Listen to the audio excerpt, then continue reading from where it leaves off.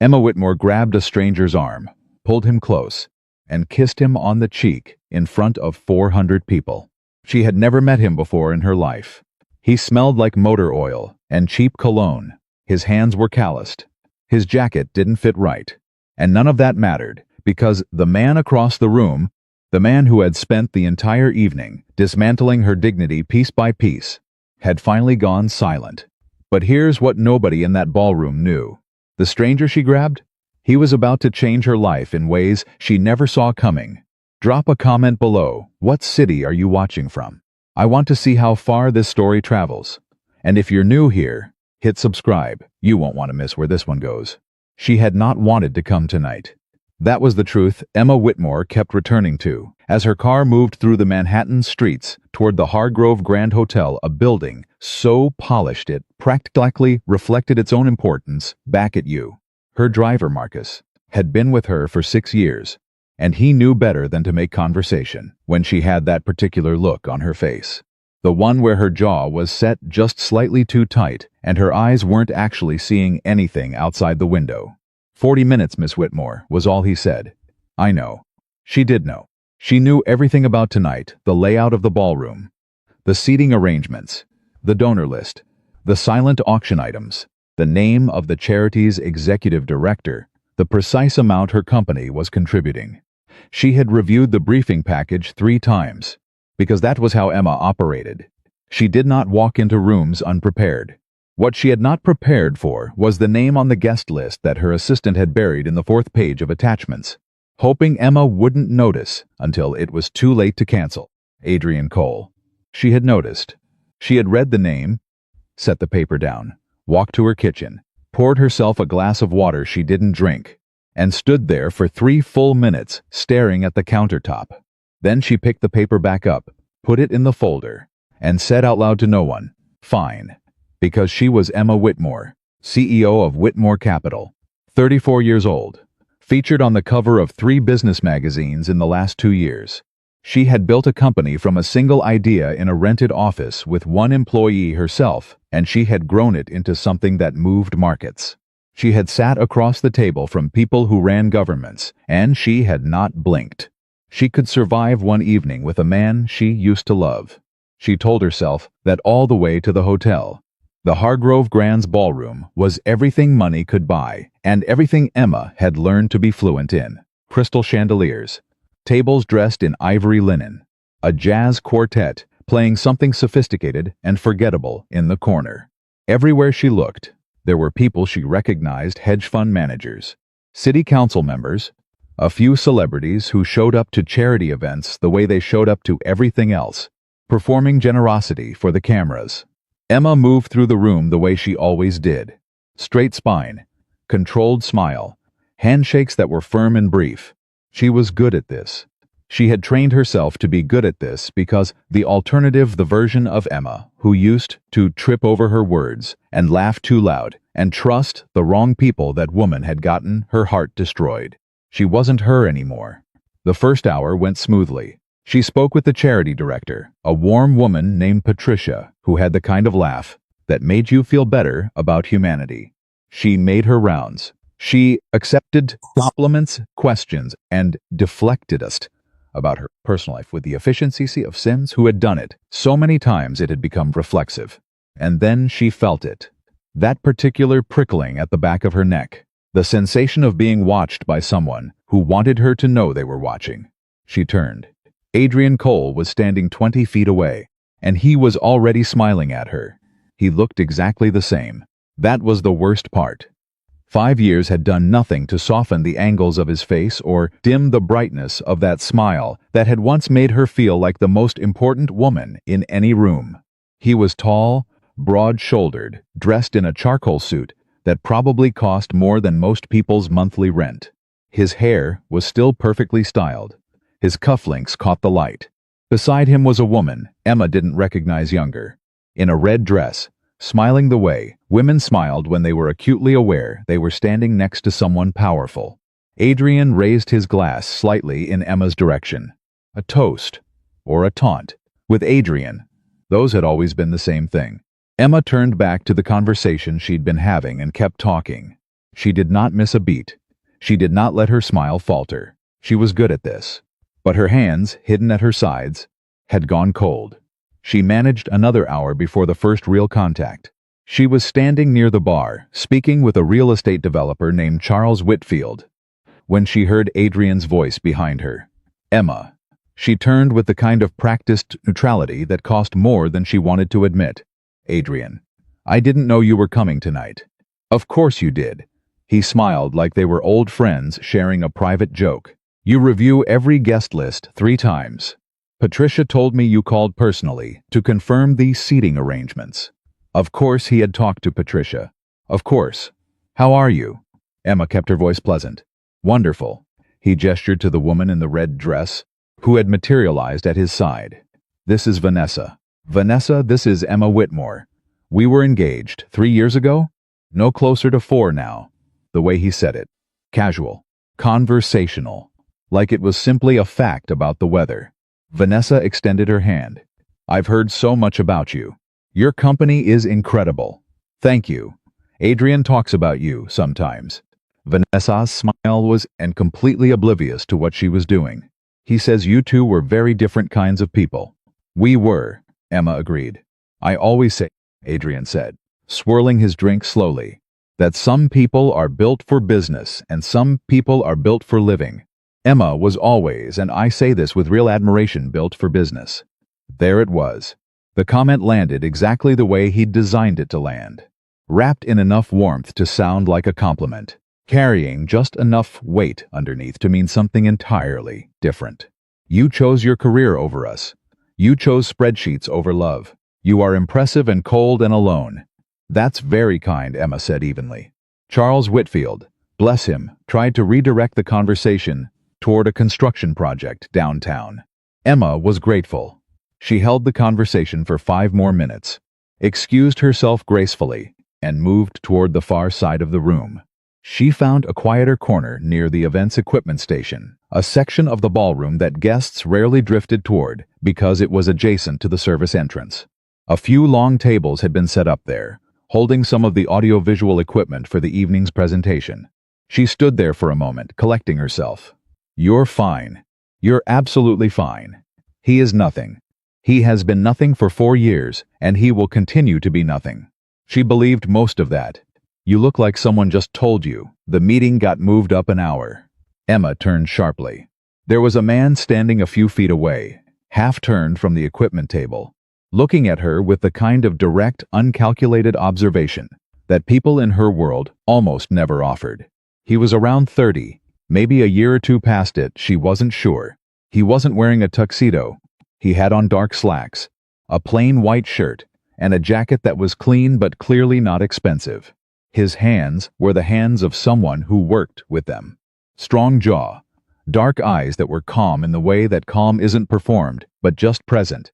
He was holding a coil of cable, and he looked entirely unbothered by the fact that he was clearly not a guest. Emma blinked. Excuse me? Sorry. You've got the look. I've seen it on myself in the mirror enough times to recognize it. He went back to coiling the cable. Not my business. No, it isn't. A pause. Who are you? She asked.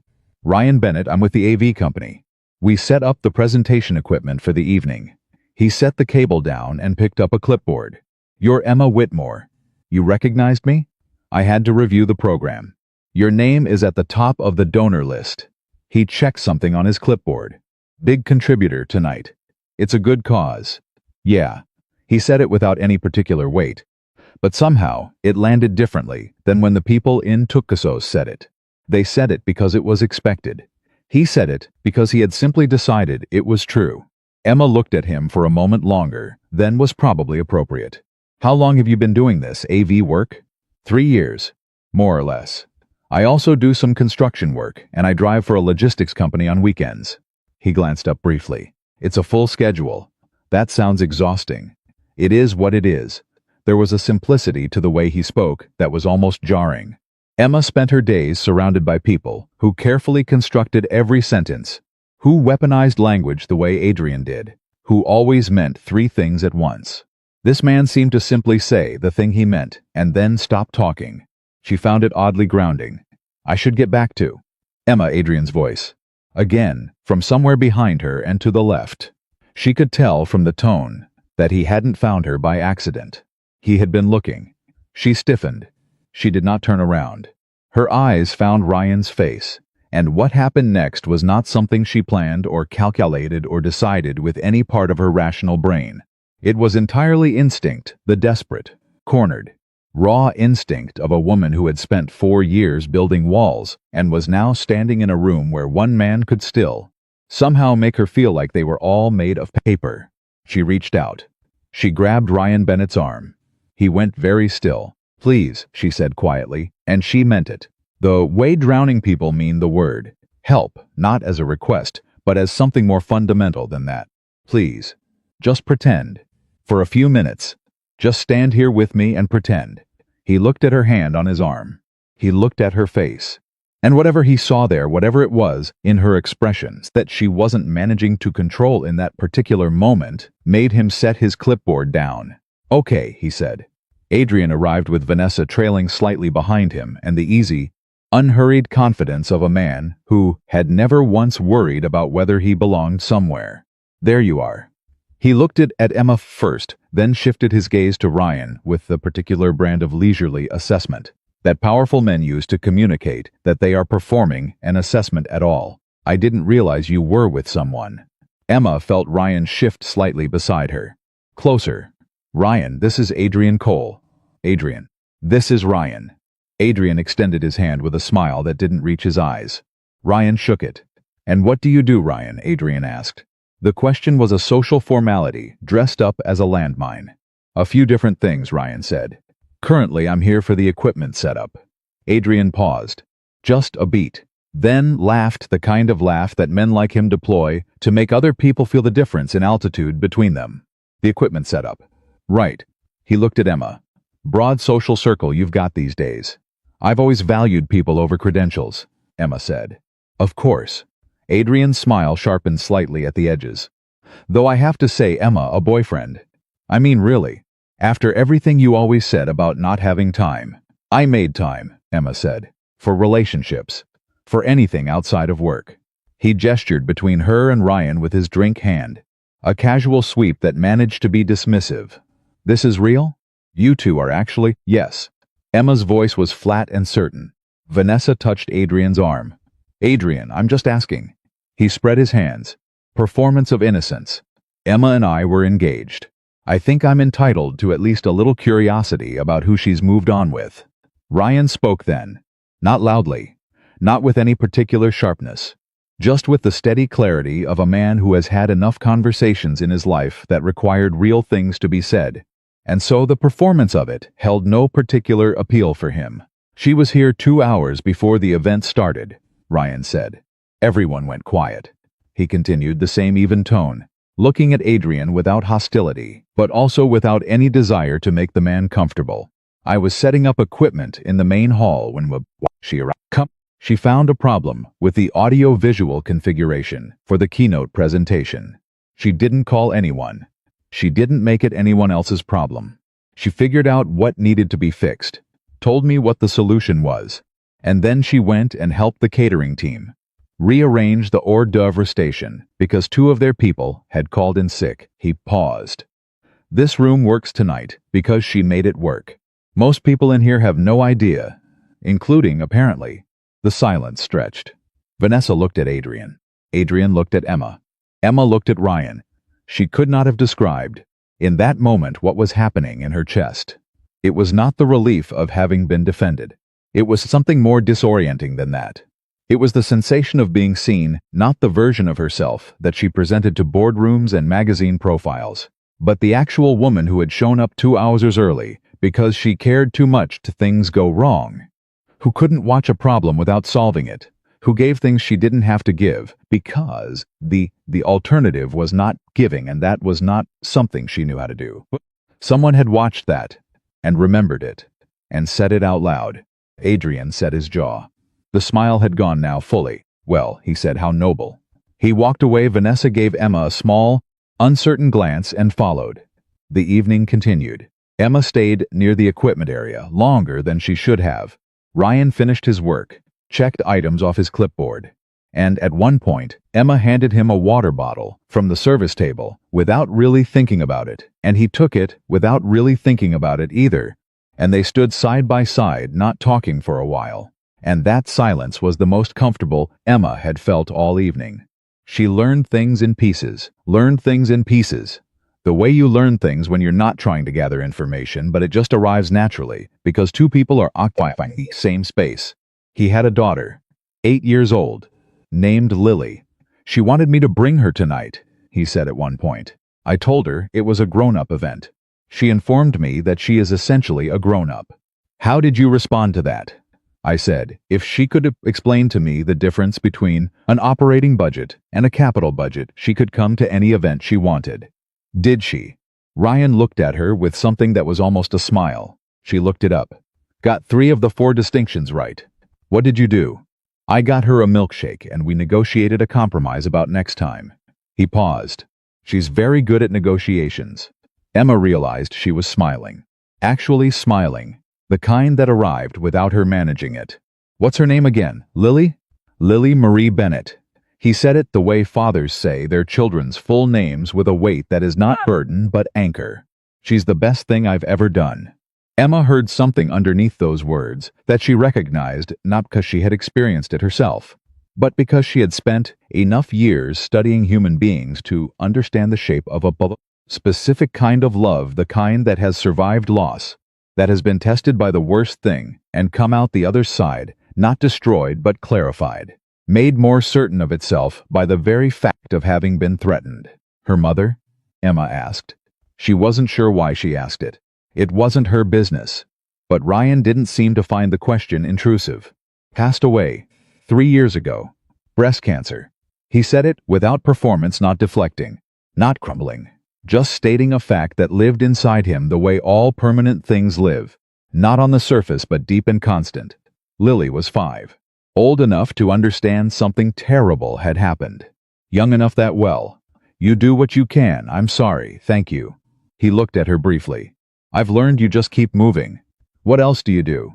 She understood that too, in her own way. The keeping moving.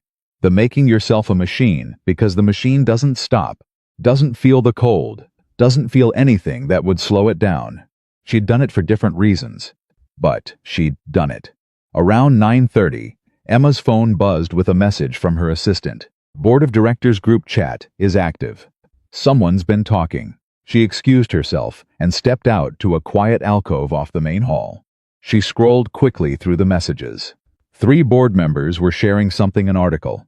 No, a social media post. Something that had been published in the last hour on a business site she despised, but whose reach she could not afford to ignore. The headline read, Emma Whitmore's Mystery Man. Desperate PR play or real romance?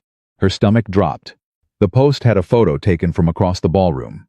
Angle suggesting a phone camera, probably someone with a social media following, who saw an opportunity. The photo showed Emma and Ryan standing together. She was looking at him. He was looking at something else. It looked, if you were trying to make it look a certain way, like 2 people who were together. The accompanying text was poisonous in the precise way of things written by people who understand exactly how much damage they can do, while still being technically plausible. Sources at tonight's Hargrove charity event report that Whitmore Capital CEO Emma Whitmore appeared tonight with an unidentified man, not a businessman, not a peer, but reportedly a member of the event's setup crew.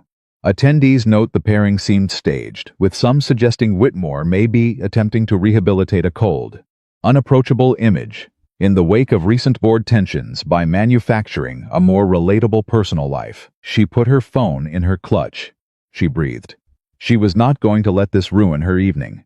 She was not going to let Adrian Cole, because she had no doubt this post had originated from his corner of the room, take anything else from her tonight. She walked back into the ballroom. Ryan was carrying the last of the equipment cases toward the service exit.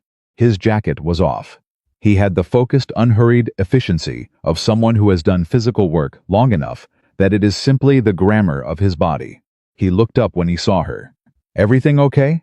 Fine, she said. Then, because she was tired of saying fine when she meant something else, not entirely. There's something going around online. About tonight. About us standing together. He straightened. Set the case down. The photo. You saw it. Someone showed me 20 minutes ago. One of the catering staff. His expression was measured. What do you need? She looked at him. This man she had known for 4 hours. This man with the calloused hands and the daughter who knew the difference between operating and capital budgets. This man who had said one true thing about her, and somehow, in saying it, reminded her of things about herself she had been forgetting. I don't know, she admitted. I don't usually not know. I noticed, is that... She almost laughed. Is that supposed to be reassuring? No. It's just true. She shook her head. You're a very strange person to talk to. So I've been told. He picked the case back up. I have to get this loaded. But for what it's worth. Whatever he's doing, it's because he saw something tonight that bothered him. People don't try to tear down things that don't matter. He carried the case toward the service exit. Emma stood in the middle of the ballroom, surrounded by 100 conversations, and thought about that. She found him again near the loading dock as she was leaving. It was irrational. Her car was waiting at the front. She had taken a deliberately longer route through the hotel, and she had not examined too closely why.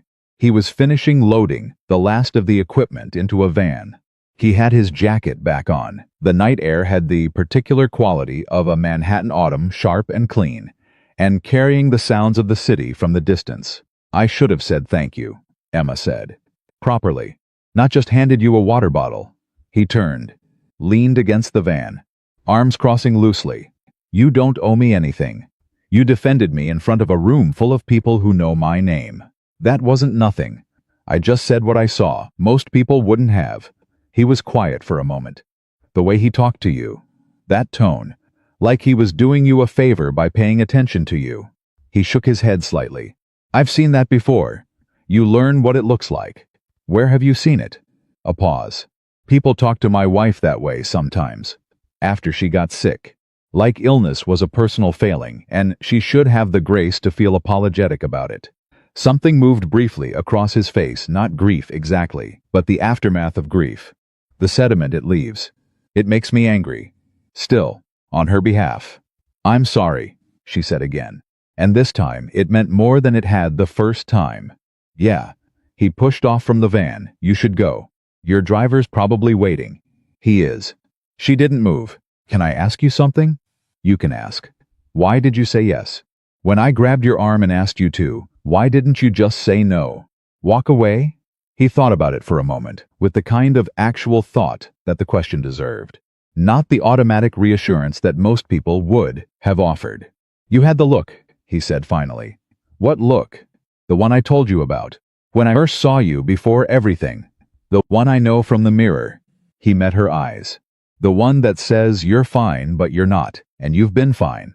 Not for long enough that you can't quite remember the difference anymore. The night air moved between them. Emma had gone very still. My daughter makes tea, Ryan said quietly. When she can tell something's wrong. She's 8, and she makes me tea, and she sits beside me, and she doesn't ask questions. She just stays. He paused. I figured staying for a few minutes wasn't the hardest thing I could do. Emma said nothing. Because she didn't trust what would come out if she opened her mouth. Good night, Miss Whitmore, Ryan said. He got in the van. He drove away. Emma stood in the cold night air outside the Hargrove Grand Hotel with a city moving around her in every direction. And she thought that she had attended this event, dreading it, had survived it, had been defended and seen and spoken to, with more honesty in 4 hours than she could account for in recent memory. And she had the deeply unsettling sensation that something had shifted. Not cracked, not broken, shifted. Like a door she had locked from the inside years ago. When she made herself the machine and the machine never got hurt, had moved just slightly on its hinges. She got into her car. Marcus pulled out into traffic. She looked out the window at the city she had conquered and said nothing for a very long time. Her phone buzzed. A notification from her assistant. A follow-up. More chatter from the board. She put the phone face down on the seat beside her. For the first time in longer than she could calculate, she was not thinking about the board. She was thinking about a man who had said, "I figured staying for a few minutes wasn't the hardest thing I could do." And she was thinking about the 8-year-old girl who made her father tea when something was wrong and simply sat beside him. She was thinking about what it would be like to have something that simple. She was thinking that she could not remember the last time someone had simply stayed. Marcus took the curve toward her building. The city lit up on every side. She had everything. The apartment, the empire, the reputation, the power. She had been fine. Not for so long she could not remember the difference anymore. A man with calloused hands and a clipboard had sent that in 4 hours. And it scared her more than Adrian Cole. It scared her more than the board. It scared her. Emma Whitmore. The woman who feared nothing. It scared her because it meant she still wanted it. Somewhere underneath all the armor and the structure and the relentless forward momentum of a life she had built specifically so that no one could take it from her, she still wanted someone to stay. She Googled him. She knew it was inappropriate. She knew it the same way she knew it when she ordered a second glass of wine on a Tuesday. The knowing didn't stop the doing. She sat in her kitchen at 11:47 at night with her laptop open and a cup of tea that had gone cold beside her, and she typed Ryan Bennett, AV Technician, New York, into the search bar. There was not much. A LinkedIn profile with a sparse summary and no photo. A few mentions in local contractor databases. A single review on a service platform from 2 years ago. Ryan and his crew were professional and on time. Would hire again. 5 stars, that was it. No social media. No news hits. No curated personal brand. Nothing that had been designed to be found. In Emma's world, everyone had a digital footprint the size of a country. Every statement was crafted. Every image was considered. People hired teams specifically to manage what would and would not appear when someone typed their name into a search bar. Ryan Bennett apparently did not have a team. Ryan Bennett apparently just existed. She closed the laptop. She sat in her kitchen and looked at the city through her floor-to-ceiling windows. All that light, all that relentless energy, all those people living their lives in ways she would never know. And she told herself very firmly that tonight had been an anomaly, a stressful event. An encounter with a man who had been kind and perceptive at a moment when she was off balance, which had made the whole thing feel more significant than it was. She went to bed. She lay there for 40 minutes, staring at the ceiling. Then she picked up her phone and typed a message to her assistant, Diane. Find contact information for Ryan Bennett, AV contractor. Worked tonight's Hargrove event. I want to send a formal thank you for his assistance this evening. She sent it before she could revise it 12 times. She put the phone face down. She slept. Diane, who had worked for Emma for 4 years, understood her well enough not to ask unnecessary questions. Had the information on Emma's desk by 8 the next morning. A single sheet. Ryan Bennett. Company name Bennett & Crew. A small independent contracting operation. Phone number. Email address. And, because Diane was thorough, a brief note at the bottom. Also registered as sole proprietor of residence at the following address. No business website. No active social media accounts. Emma read the sheet twice. She wrote the thank you. It took her 45 minutes to write something that was supposed to be a professional courtesy note, which she understood on some level was itself a form of information about her current psychological state. She wrote 7 versions. The first 5 were too formal, and the 6th was inexplicably the opposite, warm, in a way that she looked at and then immediately deleted with the specific horror of someone who has seen too much. The 7th version was, Mr. Bennett, thank you for your assistance at the Hargrove event last evening. Your professionalism was appreciated. If we can be of assistance in supporting Bennett & Crew's work in any professional capacity, please don't hesitate to reach out. Emma Whitmore, Whitmore Capital. She sent it. She went back to work. She had a 9 o'clock call with her CFO about quarterly projections, a 10:30 with the head of their new acquisitions team, lunch with a journalist she was trying to build a relationship with carefully, strategically, because that was how everything in her world worked. 2 afternoon meetings, a conference call at 5. By 3 in the afternoon she had not thought about Ryan Bennett at all, except for the 12 times she had thought about him. His email response arrived at 4:17. Ms. Whitmore, appreciate the note. Not necessary, but appreciated. If you ever need AV work done, we're reliable, Ryan. That was the entirety of it. No flattery. No extended professional courtesies. No careful positioning of himself relative to her status. He had read her message, understood what was needed, responded to exactly that and nothing more. She read it 3 times. Then she put her phone in her desk drawer for the rest of the afternoon. The board meeting happened on a Thursday, 8 days after the gala. Emma had known it was coming. The online speculation about her mystery man had died down faster than she'd expected 1 news cycle, maybe 2, before something else consumed the internet's attention. But the ripple effect inside her company had moved more slowly and more deliberately. Then it's the way things do when the people driving them have a financial stake in where they land. 3 members of her 9-person board had been appointed during a period 2 years ago, when she'd gone through a difficult quarter, when she'd needed to bring in outside investment to supply a deal that had gone sideways. Those 3 members, Harland, Prescott, and a woman named Catherine Voss, who smiled with her whole face and meant with any of it had been benign enough until recently. Recently, they had started having conversations with each other that Emma was not part of. She knew this because Emma had spent her entire career understanding that the information people do not want you to have is almost always the most important information. She had sources. She had awareness. She had the particular survival instinct of someone who had built something from nothing and understood in her bones what it would mean to lose it. What those 3 board members were doing was not yet a threat. It was a signal. The beginning of the conversation they were having with each other about whether Emma's recent period of what Harland had apparently called erratic decision-making, which meant, in practice, she had made 2 decisions in the last quarter that he disagreed with, and both of them had already proven correct, warranted a more formal review of leadership. The photo from the gala had given them something. Not much, but something.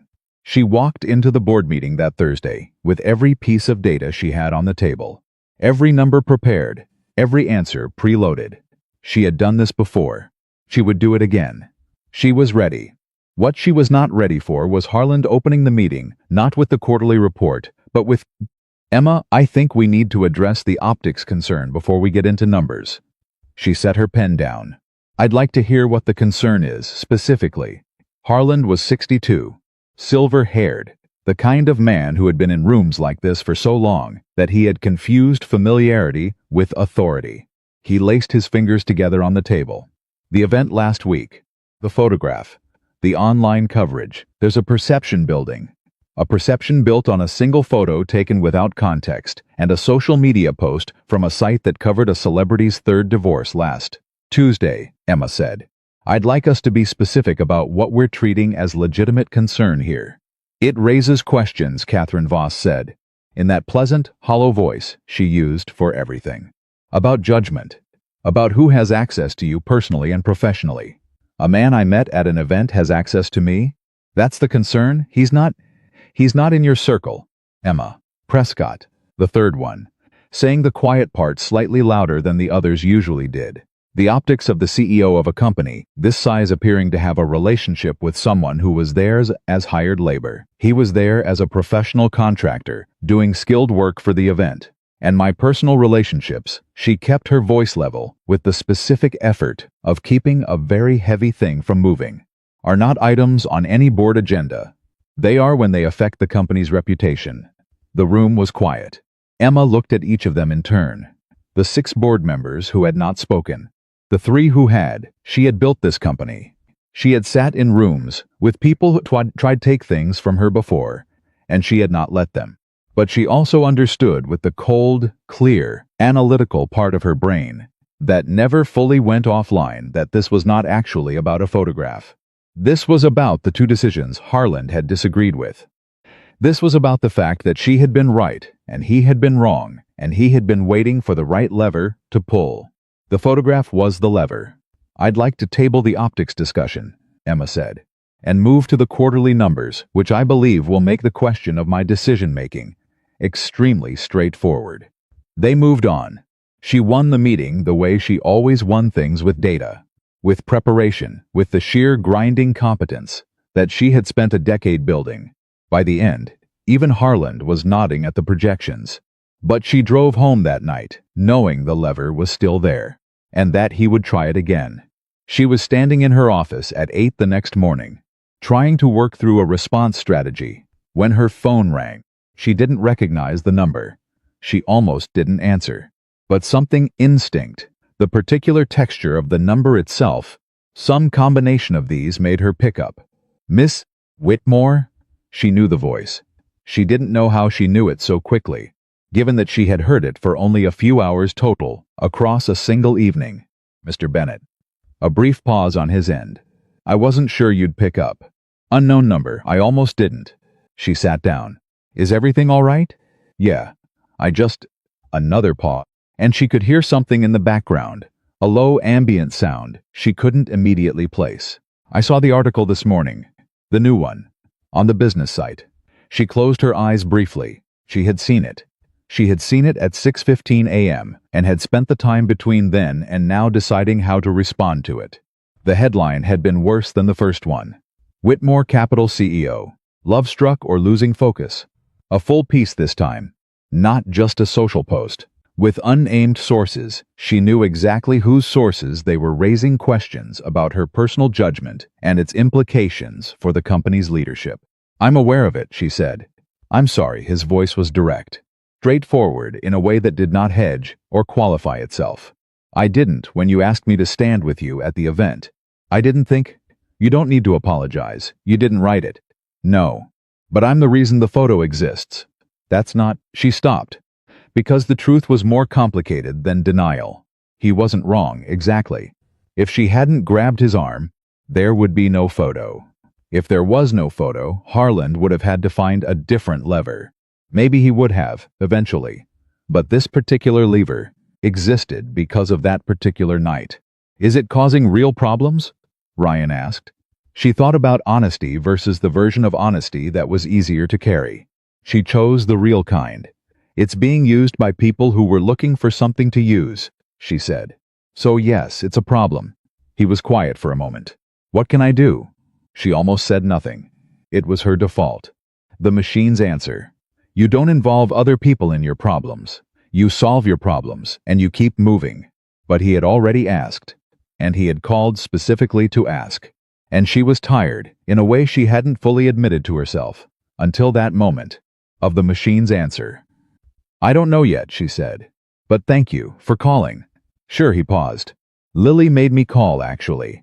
She saw the article on my tablet when she was supposed to be doing homework, she said. And I'm quoting here, Dad. You have to make sure she's okay. Emma felt something move through her chest. She's 8. She's very committed to fairness. Always has been. There was warmth in his voice when he talked about his daughter that was different from any warmth Emma heard in the professional world. It was entirely unstrategic. She also wants to know if you're nice. Her word. Emma laughed. It surprised her, the realness of it, the way it arrived without her designing it. What did you tell her? I said you seemed like someone who was trying very hard. She considered that for a moment. That's probably the most accurate thing anyone said about me in years. They talked for 47 minutes. She catalogued this fact afterward with a kind of amazed detachment, because she had not had a phone conversation that lasted 47 minutes, that was not a board call or a legal consultation in, she could not actually remember how long. He told her about Lily. Lily, who was in 3rd grade and had informed her teacher that technically the correct answer to the math problem was ambiguous depending on interpretation, and had provided 3 pages of supporting documentation for this position. Lily, who had a best friend named Margot and a stuffed dog named President, who slept at the foot of her bed and had been doing so for 6 years. Emma listened and asked questions, real questions, not networking questions, not the kind you ask to appear engaged, because she was actually engaged, which was its own kind of strange. She told him things too. Not strategy, not projections, not the careful curated narrative of Emma Whitmore, CEO. She told him that she had grown up in Ohio outside Cleveland, that her father had worked for the same manufacturing company for 28 years and got laid off at 53 and never fully recovered from it, and that she, had decided at 17 that she would never be in a position where someone else could make that decision about her life, and that everything she had done since was in some way or another a consequence of that decision. He listened. He didn't offer a solution or a reframe or a positive spin. He just listened. "My father did construction," he said when she was done. "He worked hard his whole life. When the market crashed in 2008, the company he worked for folded overnight. He found another job in 6 months. But those 6 months, I watched what it did to him, what it does to a man who has always defined himself by what he provides when suddenly he can't provide." She understood that. She said so. "Is that what you're afraid of?" he asked. "Losing the company? Or losing what the company means?" She thought about it. "The second one," she said, "if I'm honest." "Yeah," he said. "That's a harder thing to protect." They met for coffee. It was not a date. Neither of them used that word or thought that word, at least not audibly. Emma called Diane and said she needed an hour blocked on Friday at 10 a.m. And Diane, who was perceptive and professional, and absolutely noticed everything, simply said of course and blocked the hour. The coffee shop was in a neighborhood. Emma did not usually go to a few blocks from the school where Lily studied, which was how Ryan knew it, which was how Emma ended up in a booth across from him, with a cortado she hadn't ordered. Because she'd said, "Whatever you think is good," when he asked, and he'd nodded and ordered it, and it was, in fact, exactly what she would have wanted. She noticed that. She noticed a lot of things, sitting across from him in daylight, outside the charged atmosphere of the gala. He looked different, the same but more settled. He was in jeans and a plain navy jacket, and he had what Emma could only describe as the quality of someone who had been tested by genuinely difficult things and had come through them, not with the brittleness of someone who had survived by hardening, but the quiet of someone who had survived by learning what actually mattered. Lily was in school. He had 3 hours before he needed to be at a job site. "You look tired," he said. "Thank you, that's very—" Not a criticism, just an observation. He wrapped his hands around his coffee cup. "You look like someone who hasn't been sleeping." "I've been sleeping fine." He looked at her. 4 hours, she admitted. "Give or take. That's not fine. It's how I function during difficult periods. Functioning and being fine are different things." She wanted, briefly, to tell him that she didn't need this kind of conversation. She was a grown adult who understood her own operating parameters. She had a doctor, a therapist she saw twice a year, whether she needed it or not, and a professional support network that was second to none. Instead, she said, "I know." He nodded, moved on without making it a bigger deal than it needed to be, which was another thing she noticed. He did not press. He did not perform concern.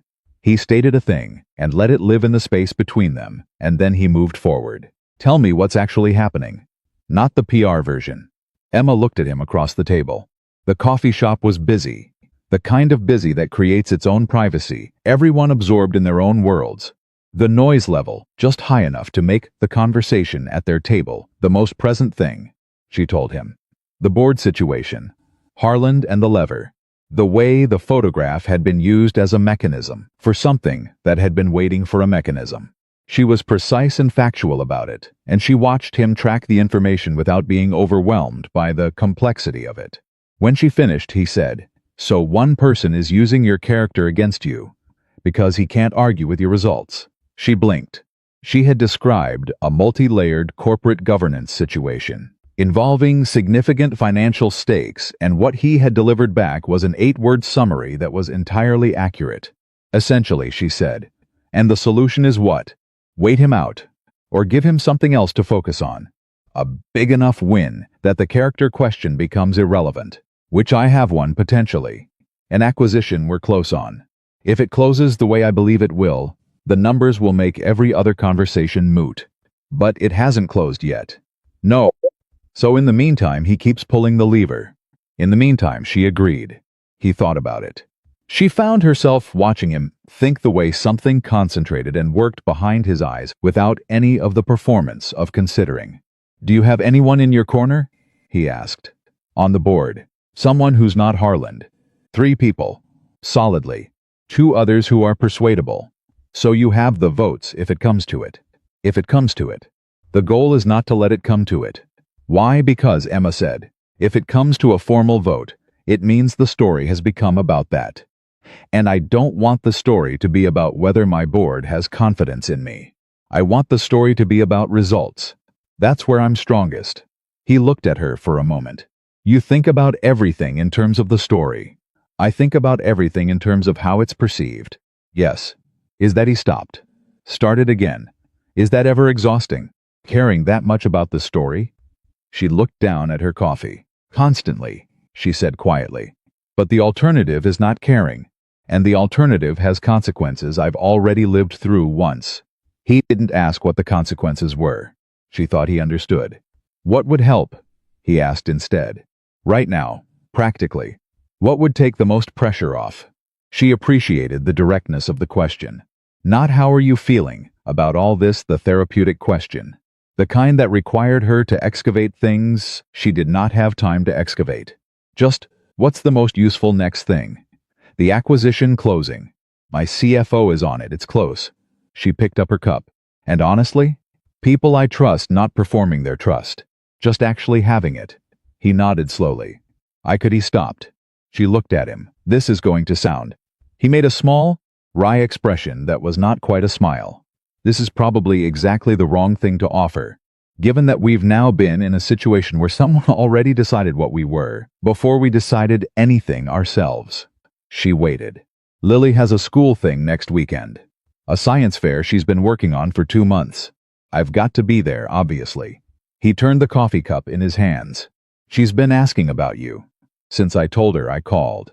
She wants to meet you, which is, she doesn't ask to meet people. She's fairly selective, I just thought. He seemed briefly uncertain in a way she hadn't seen from him before, and the uncertainty was so uncurated and human that something in her responded to it before her brain could moderate the response. If you wanted to come, as I don't know, as someone who wanted to come, not as anything else. Emma looked at him. A school science fair, a third-grade science fair, presumably, with trifold display boards, and baking soda volcanoes and children explaining things very seriously in front of poster paper. She had 3 meetings that weekend. A call with legal on Saturday morning. A dinner she was supposed to attend on Sunday. What time? She asked. Something in him eased. Saturday, 11 in the morning. I can make 11 on Saturday. He nodded. They finished their coffee. Outside on the sidewalk, she turned to go and he said her name Emma, and she turned back and he said, "Thank you for telling me the actual situation. Not the version that was easier." She looked at him. "You asked the actual question," she said. It would have been rude not to answer it. He almost smiled. Good night, logic. It's 10:30 in the morning. Now he did smile, just slightly brief and real. It was a compliment. She walked toward her car. She did not look back. But she noticed, for the rest of that Friday, that the weight she had been carrying into every room for the past 8 days had shifted somehow. Not disappeared, not resolved, but rearranged, distributed differently. Like someone had quietly picked up part of something that was too heavy for one person to carry alone. She had not asked him to. He had just done it. She spent that evening going over the acquisition documents for the 14th time, and she was sharp and focused and efficient in a way she had been struggling to access all week, and she thought about what he had asked. Is that ever exhausting? Caring that much about the story? She had answered honestly. It was. What she hadn't said, what she was only now beginning to understand, was that tonight, for the first time in a very long time, she had been in a conversation where the story didn't matter at all, where she had just been Emma, not the CEO, not the brand, not the machine that kept moving, not the machine that kept moving, just a person who was tired and had an acquisition that hadn't closed yet, and a board member who was trying to use her heart against her because he couldn't touch anything else. Just a person. And Ryan Bennett, sitting across from her with calloused hands, and a daughter who made him tea, had treated her like exactly that. She was not sure when she had last been treated like exactly that. She folded the acquisition documents. She went to bed. She slept for 7 hours. When she walked into that school gymnasium on Saturday at 11:03 a.m., 2 minutes later than she'd planned, because the cab had taken a wrong turn and she had not wanted to make an entrance by arriving in a car service. vehicle to a third-grade science fair. She almost didn't see Ryan at first. The gym was organized chaos. 15 display tables arranged in rows. Children, standing next to projects, with the specific anxious pride of people who have worked very hard on something they care deeply about, and are only now realizing they are about to be judged on it. Parents moving through the rows with phones out, recording everything. Emma had walked through boardrooms and courtrooms and ballrooms and the floor of the New York Stock Exchange. She had never walked into a place that made her more aware of being out of her element than this gymnasium. And then she heard, "You came." She turned. The girl was small for 8, or maybe just the particular kind of 8 that runs at the world with everything it has and hasn't yet grown into the size its energy requires. Brown eyes. Dark hair in a braid that had been done with care. She was wearing a blue dress and a lanyard that said exhibitor, and she was looking at Emma with an expression that was measuring, not unkindly, but assessing, the way very smart children assess adults, which is to say more accurately than most adults assess each other. "You must be Lily," Emma said. "You're Emma Whitmore." The girl said it with the calm certainty of someone confirming a known fact. "I am. Dad said you might come." Lily looked at her for another moment. "Are you actually nice or are you CEO nice?" Behind Lily, Ryan appeared with 2 cups of coffee from the refreshments table. He caught Emma's expression. She was certain. She had an expression, and something in his eyes said, "I warned you she was perceptive, and I genuinely cannot control what she says, and I'm sorry, and also not really sorry all at once." Emma crouched down so she was closer to Lily's eye level. "I'm not sure yet," she said honestly. "Which one am I?" Lily considered this. "Dad says real people say I don't know sometimes." "Your dad is right." Another considering pause. "My project is about water filtration," Lily said. "Do you want to see it?" "More than almost anything," Emma said. And meant it. Lily's water filtration project involved 3 different filtering materials. A hand-drawn chart that was more detailed than anything Emma had seen from most adult presenters. And a conclusion section that used the phrase statistically significant in a context that was, Emma noted with genuine astonishment, technically correct. "Where did you learn that term?" Emma asked. "I looked it up." Lily adjusted with the precision of someone who had arranged this display approximately 40 times. "My teacher said it was too advanced. I told her it was the right word so I should use it." "What did she say to that?" "She said I was probably right, but to also include simpler language for accessibility." Lily pointed to the bottom section of her board. "So I did both." Emma read the bottom section. It was clear, accurate, and written at exactly the right level for a general audience without losing any of the actual content. "Lily," Emma said, "have you ever considered a career in communications?" Ryan, standing just behind Emma's left shoulder with his coffee, made a sound that was quietly and unmistakably a laugh. Lily looked at Emma with those measuring eyes. "I'm 8. Fair point. You have time." Something shifted in Lily's expression. Not dramatically, the girl was not given to dramatic shifts. Emma was already learning, but something settled. A small door that had been slightly ajar opened a degree further. "Dad says you run a company," Lily said. "I do. Do you like it?" The question landed with the uncomplicated weight that only children and very honest adults can drop into a conversation. Most people who asked Emma about her company asked about its performance, its strategy, its trajectory. Nobody asked if she liked it. Emma thought about it for a real moment. "Most days," she said. "Some days it's the thing that makes the most sense in my life. Other days it's the thing I'm least sure about." Lily nodded slowly. "Dad says that's what it means when something really matters to you. It doesn't always feel good, but you can't stop." Emma looked up at Ryan over Lily's head. He looked back at her with an expression that was careful and open at the same time. "Your dad," Emma said, turning back to Lily, "says a lot of smart things." "I know," Lily said, with the matter-of-fact certainty of a child who has cataloged the evidence and reached a conclusion. "He doesn't always know that he does, though." Ryan looked at the ceiling. Emma looked at the floor to hide what her face was doing. They stayed for 2 hours. Lily won second place. The first place ribbon went to a boy named Tobias, whose project on soil erosion was, Emma had to admit when she evaluated it honestly, excellent, but she thought Lily's was more sophisticated in its methodology. And she said so quietly, to Ryan, while Lily was accepting congratulations from her teacher. "Second is fine," Ryan said. "She'll tell me what she'd do differently next time on the drive home. She always does. And then she'll do it differently next time. Every time." He watched his daughter across the gym with the quiet intensity of a parent taking inventory, cataloging joy, cataloging resilience, cataloging the small victories that add up to a person. She's been doing that since she was 5. Finding what didn't work and figuring out why, and filing it away for next time. He paused. "I don't know where she got that." Emma looked at him. "I do," she said. He glanced at her sideways. She held his gaze for a beat, and then looked away, because there was something in the air between them that had been building quietly since the coffee shop on Friday, and she was not ready to name it.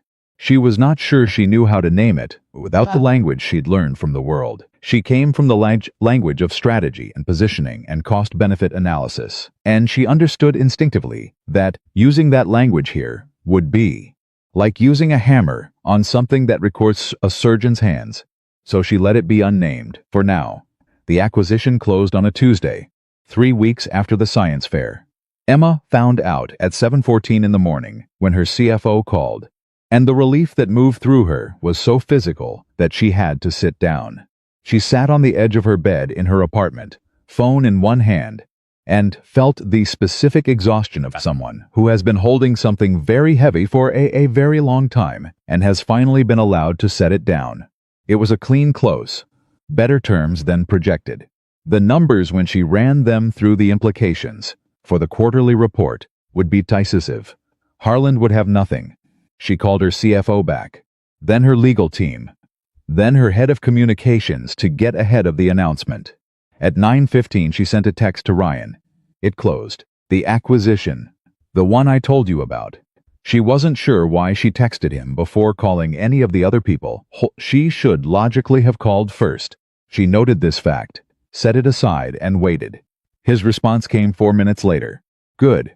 Are you okay? Not congratulations. Not that's great news. Just, are you okay?" She stared at the 2 words on her screen for a moment longer than made sense. "Getting there," she typed back. "Lily wants to know if this means we can celebrate." Her definition of celebrate involves milkshakes. "I'm not setting any expectations. Just reporting information." Emma was smiling before she finished reading it. "Tell Lily milkshakes. Sound exactly right," she wrote. "Saturday, Saturday." The Saturday milkshake became a pattern before anyone formally declared it one. It was simply the thing that happened. Saturdays at an unremarkable diner 8 blocks from Ryan's apartment, which was in a neighborhood that had not yet been renovated into unrecognizable expensiveness and still had the functional, unperformed character of a place where people actually lived. The diner had red vinyl booths and a jukebox that nobody ever used, and a waitress named Gloria who called everyone ons and brought the milkshakes without being asked after the 3rd visit. Emma rearranged things to make Saturdays available. She told herself it was good for her to have a day that was not structured around work. This was true.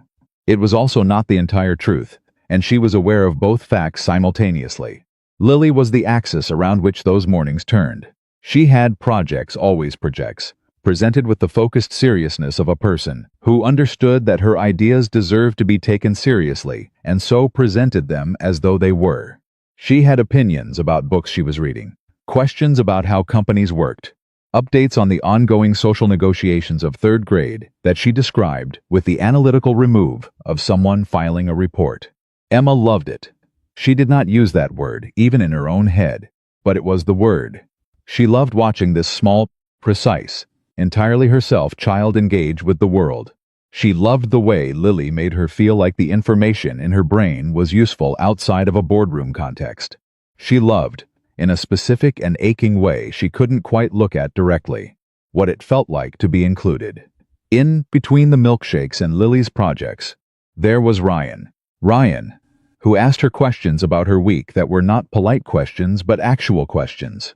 Ryan, who told her when he thought she was rationalizing something and was always right about when she was rationalizing something. Ryan, who worked 3 jobs and was tired in a way that he never complained about, but that she could see in the lines around his eyes.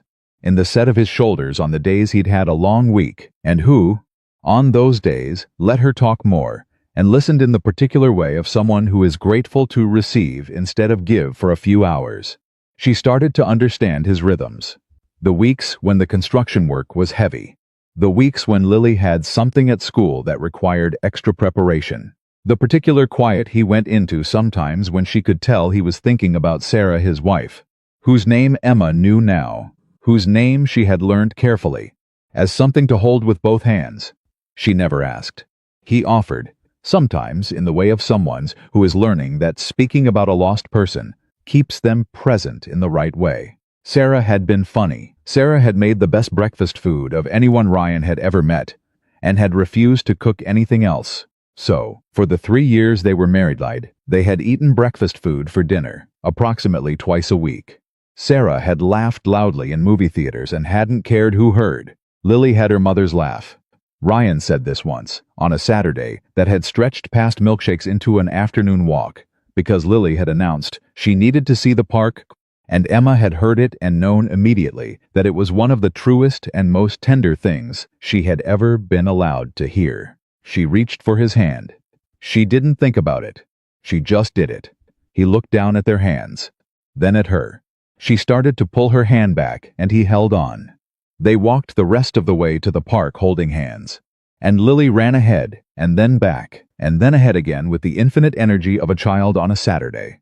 And nobody said anything about it, and it was the most honest thing Emma had done in years. Adrian saw them on a Sunday. She knew it. As soon as she saw his name in her messages that evening, the kind of knowing that arrives before understanding, when your body has already processed what your brain hasn't caught up to yet. His message was brief. Saw you today with the handyman and his kid. You looked happy. It suits you less than you'd think. She read it twice. Then she screenshotted it. Then she forwarded it to her attorney with a single line, documenting. She did not respond to Adrian. She called Ryan instead. He picked up on the second ring. He saw us, she said. A pause. I know. I saw him across the street. I didn't want to say anything, and he sent me a message. Another pause. Longer.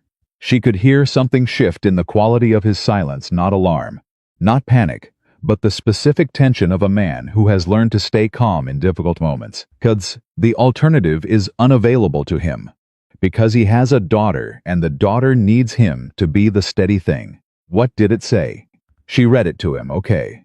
His voice was measured. What do you need? I don't know yet. I need to think. She was pacing.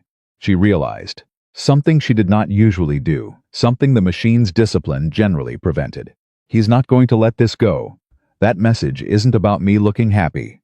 That message is about him deciding what move to make next. You think he's going to do something. I know he's going to do something.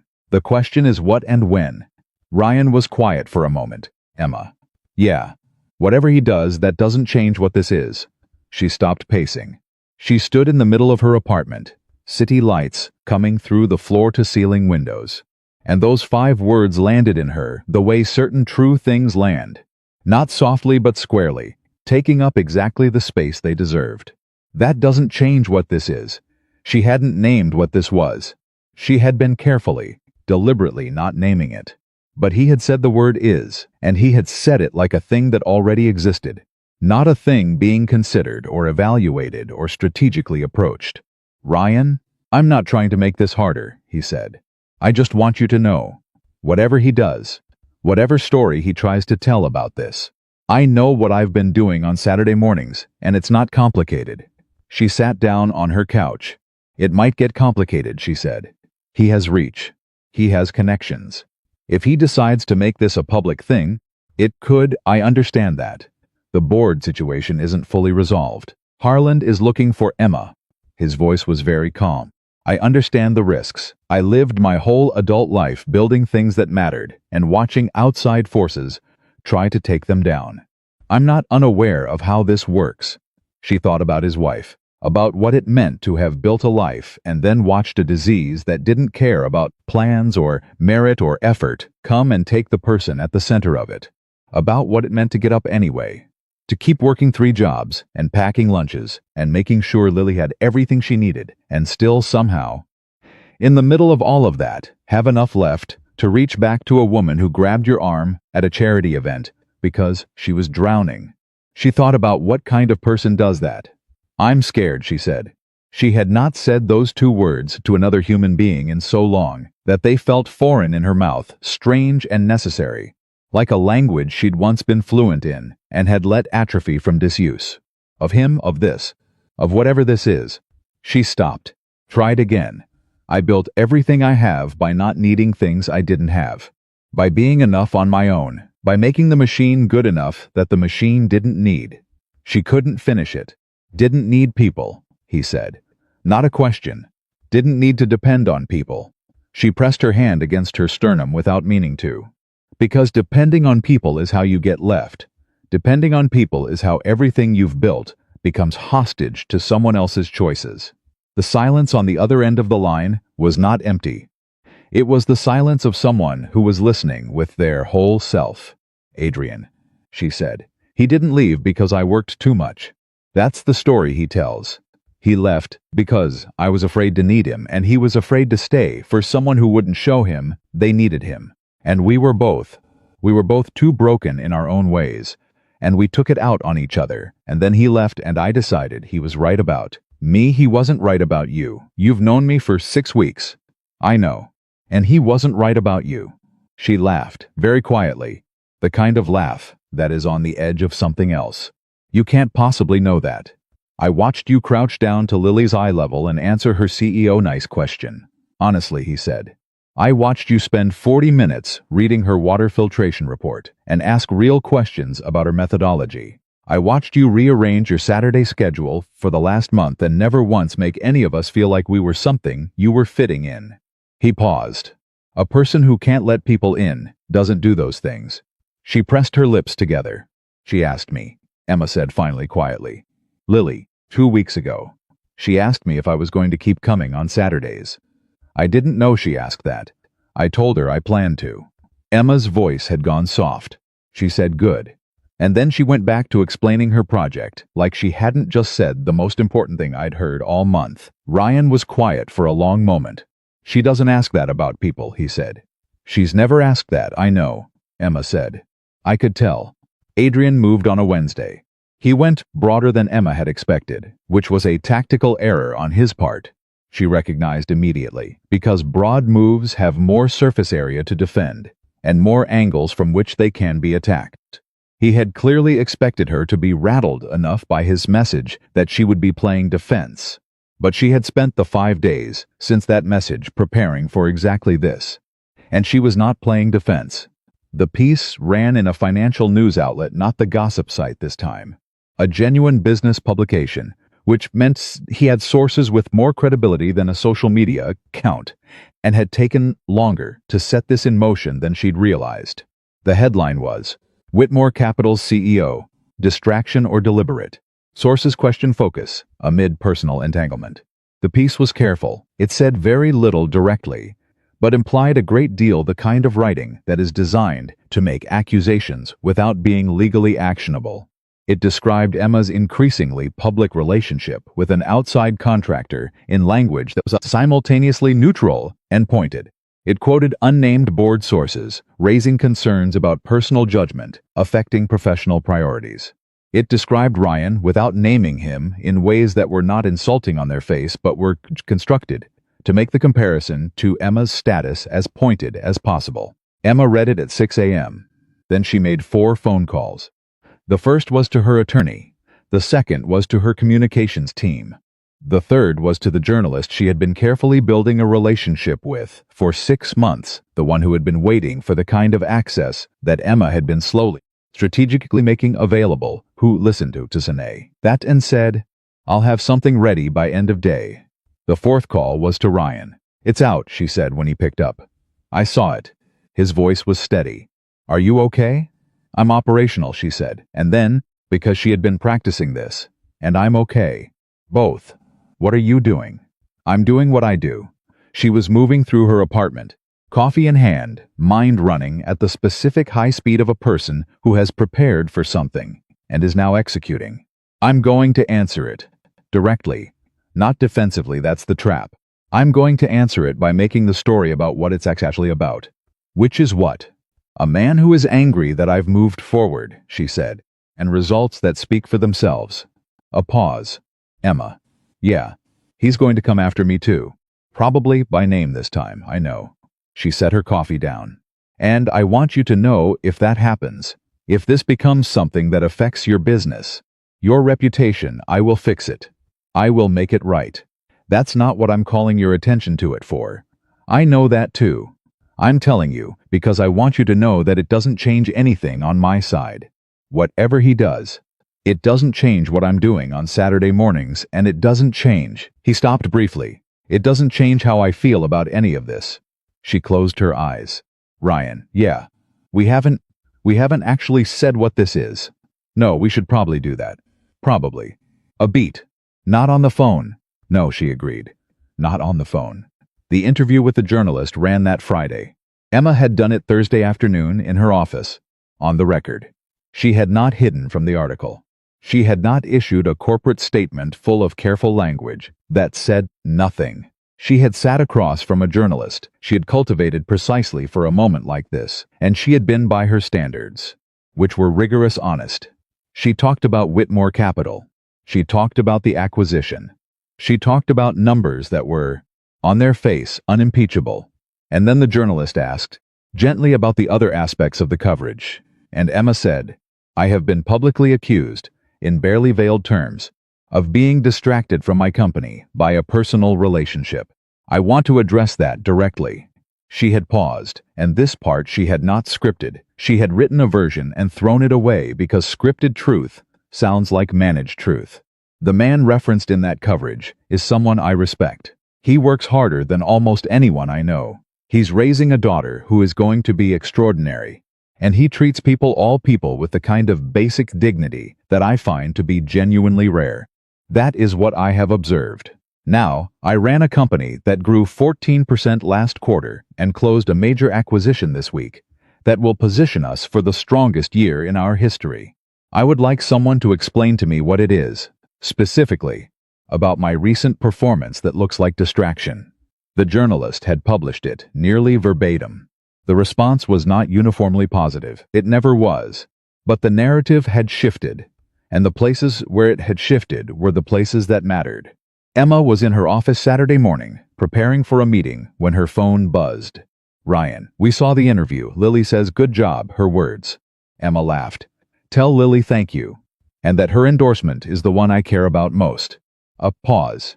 Then, she wants you to know she takes endorsements seriously, and you've earned this one. Emma set her phone down on the desk and looked out the window at the city, and thought that she had no roadmap for this. She was a person who operated from roadmaps, who built them obsessively, who stayed several moves ahead, who did not walk into situations without knowing the terrain. She had no roadmap for a man who called to ask if she was okay before asking about the situation, for a child who asked if she was planning to keep coming on Saturdays, for Saturday mornings that had become the hour each week when she was most completely herself. She had no roadmap. She thought she might be willing to walk without one. Adrian came to her office on a Monday. He did not have an appointment.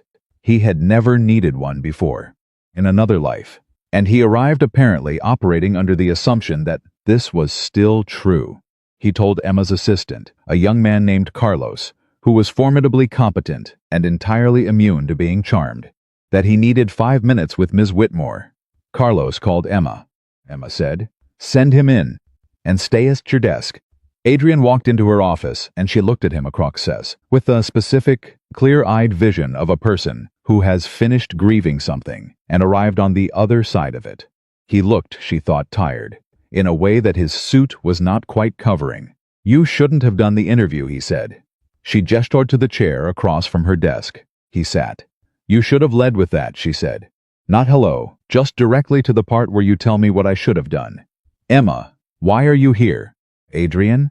He leaned forward, put his elbows on his knees, and for just a moment, underneath the expensive suit and the 5 years of accumulated resentment and strategic maneuvering, she saw something she hadn't expected to see. He looked like someone who was losing. Not the professional game, though. He was losing that too, and he knew it. Something more personal than that. I saw you, he said. That Sunday, with him and the kid. He looked at her directly. You looked like someone I didn't recognize. And I don't mean that as an insult.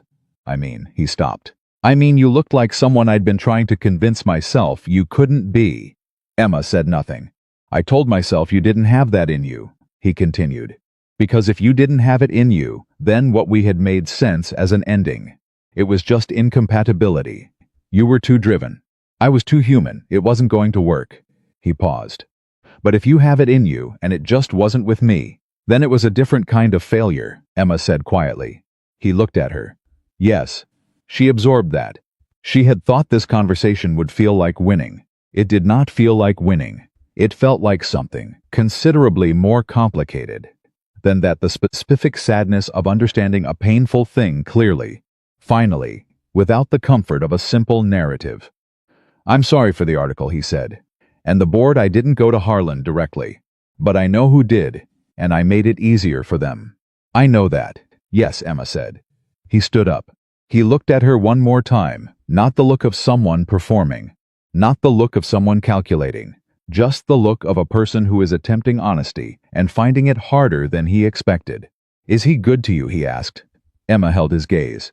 Yes, she said, he is. Adrian nodded. He walked to the door. He paused with his hand on the frame.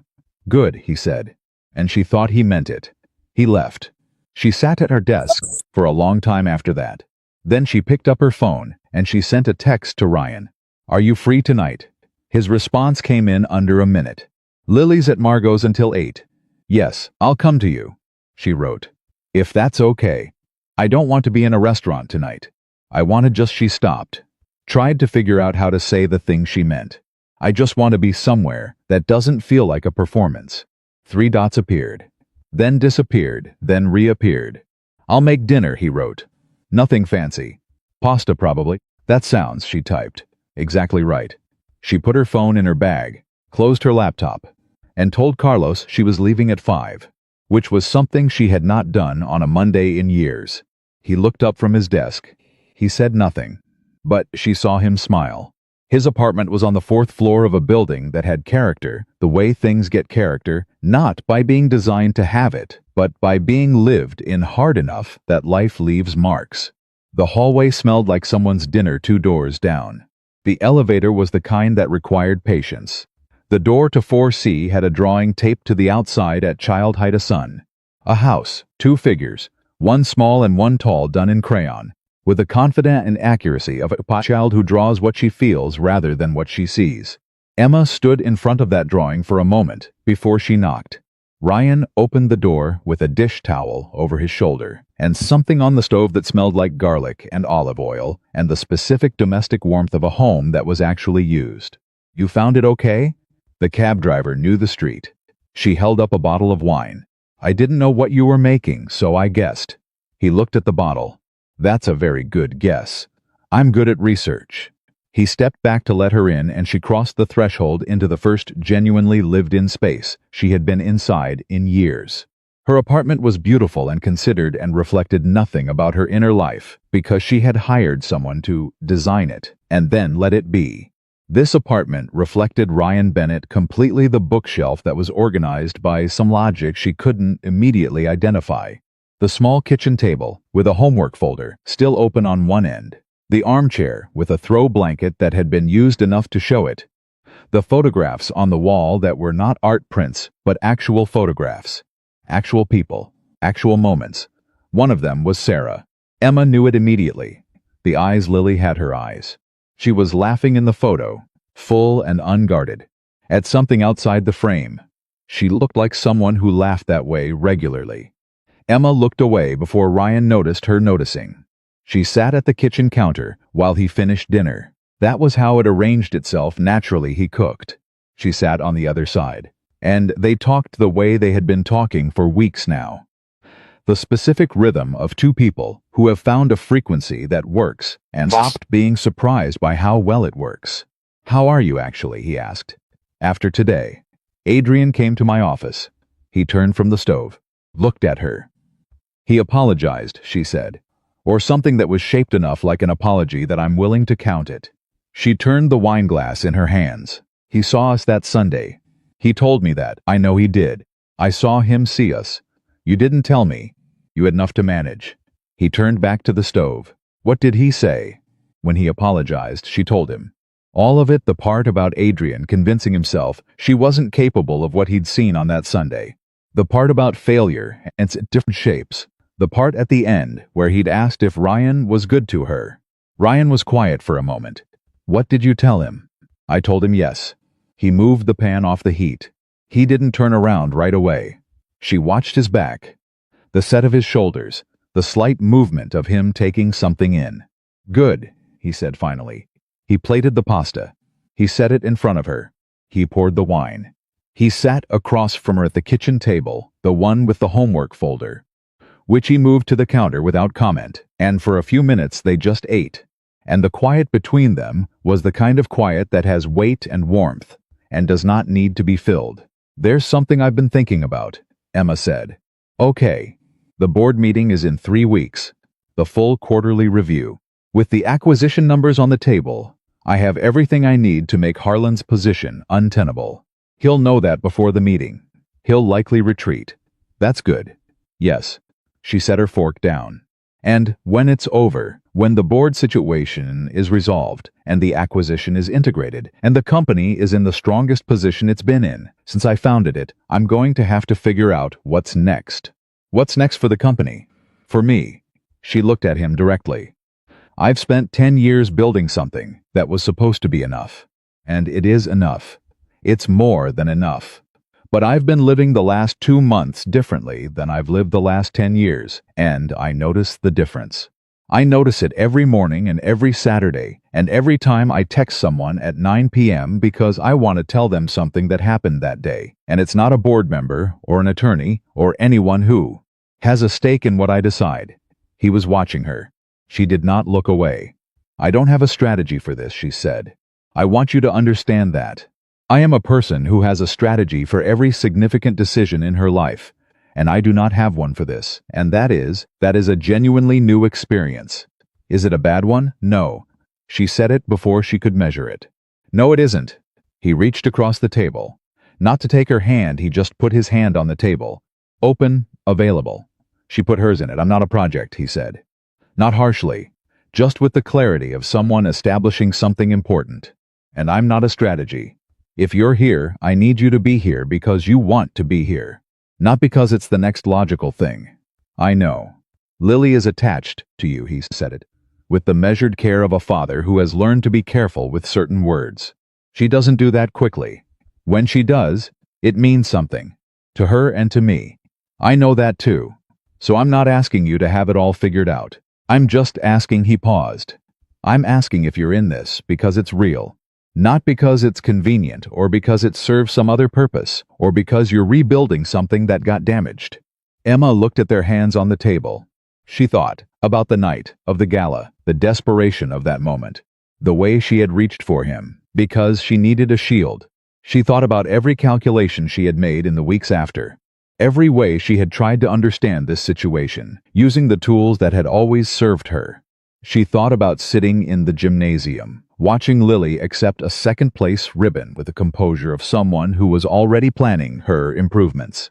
She thought about the walk to the park and the hand she had reached for without thinking.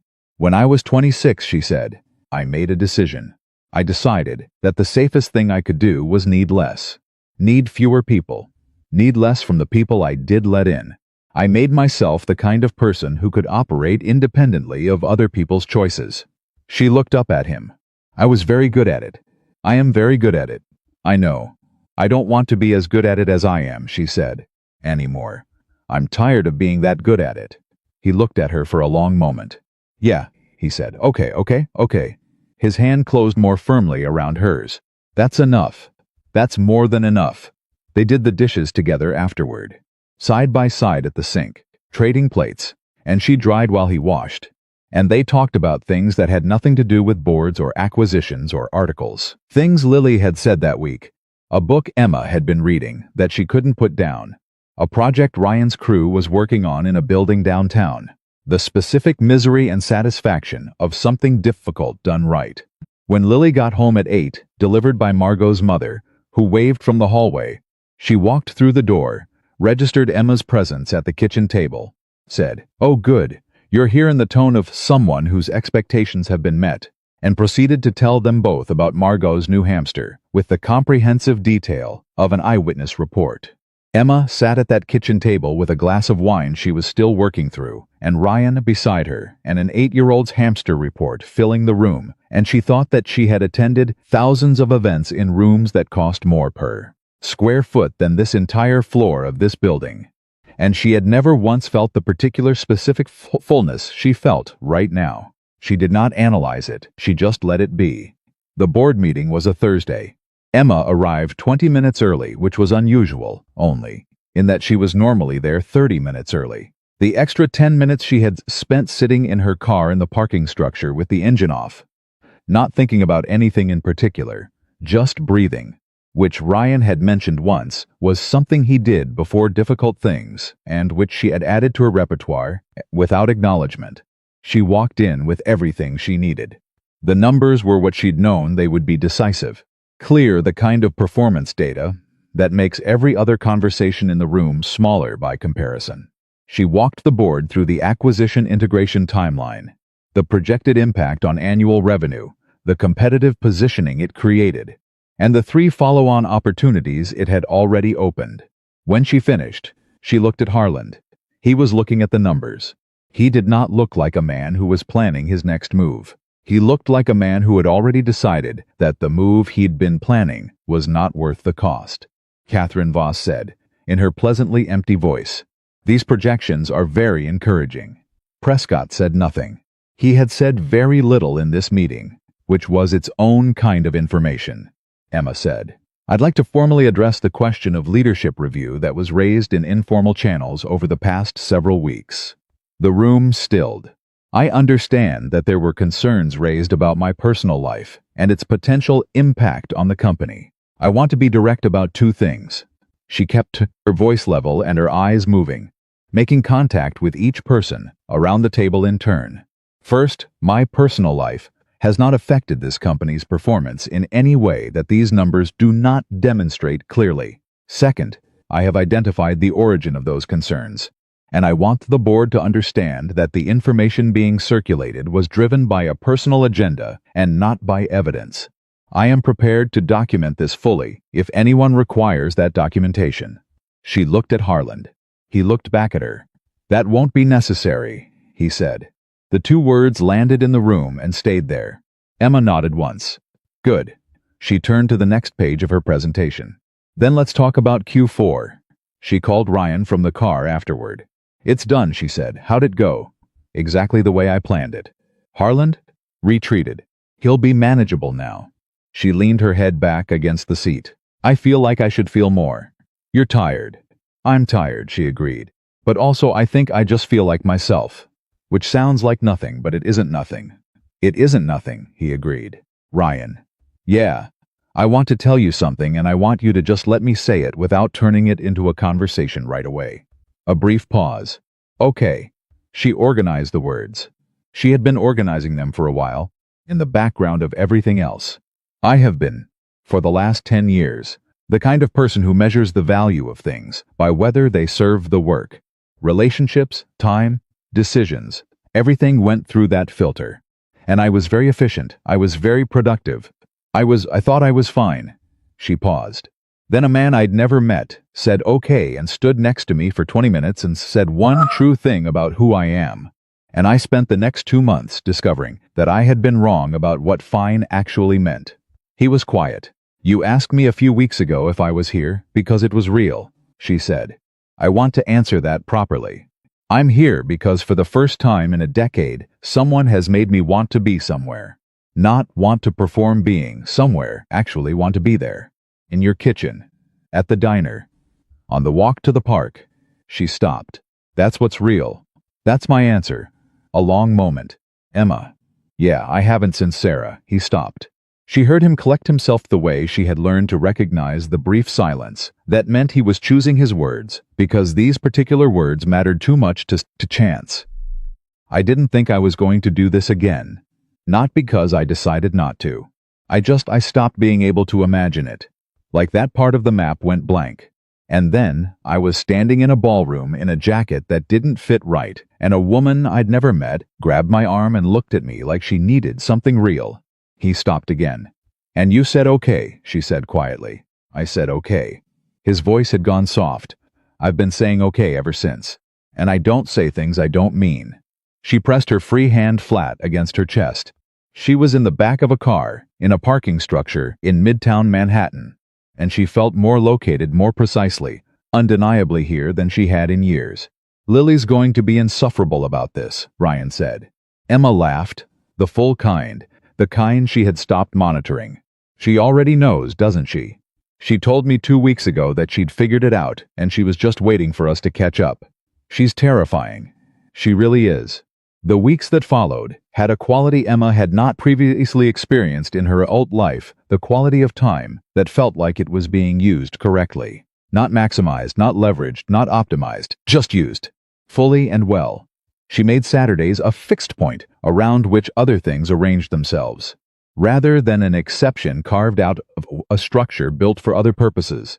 She learned things about Ryan's life that filled in the outline she'd been building, that he was methodical in his work, in a way that his supervisors relied on, and that he was careful never to make a point of, that he had been taking an online business course for 8 months, with quiet intention of eventually running a large contracting operation, that he had a small group of friends from his neighborhood who got together on Thursday nights, and that he had, she suspected, stopped mentioning them at first because he was uncertain how they would fit in whatever this was. She met them on a Thursday in November. 3 men and 2 women, all around Ryan's age, all with the particular ease of people who have known each other long enough to have dropped the performance of it. They met at a bar that was not trying to be anything a neighborhood bar, the kind that exists to be a place where people who know each other go. Emma walked in beside Ryan and felt, for exactly 30 seconds, the specific anxiety of a person stepping into a room where the codes are not the ones she knows. Then a man named Deshaun, who had played pickup basketball with Ryan for 11 years and had apparently known him since before Sarah, extended his hand and said, "We've been waiting for this." Lily called ahead. Emma looked at Ryan. She did not call ahead, he said. She texted Marcus's phone, Deshaun said, meaning his son. The kids have their own communication networks. We're all just living in them. Emma laughed. The 30 seconds of anxiety dissolved. She sat at that bar for 3 hours, and she talked and listened, and this was the thing she registered, with the quiet wonder of someone discovering a room in a house they thought they knew completely she was comfortable. Not the comfort of controlled environments, the comfort of accepted ones. On the drive home, she said, "I like your people." They liked you, he paused. Deshaun told me afterward at the bar. While you were talking to Keisha, he said, "She looks at you the way Sarah used to look at you." Emma went still. "I don't know if that's," he paused. "I don't want that to be a complicated thing. I just want you to know," he said it. "Is it complicated for you? A beat?" "No," he said. It feels right, actually.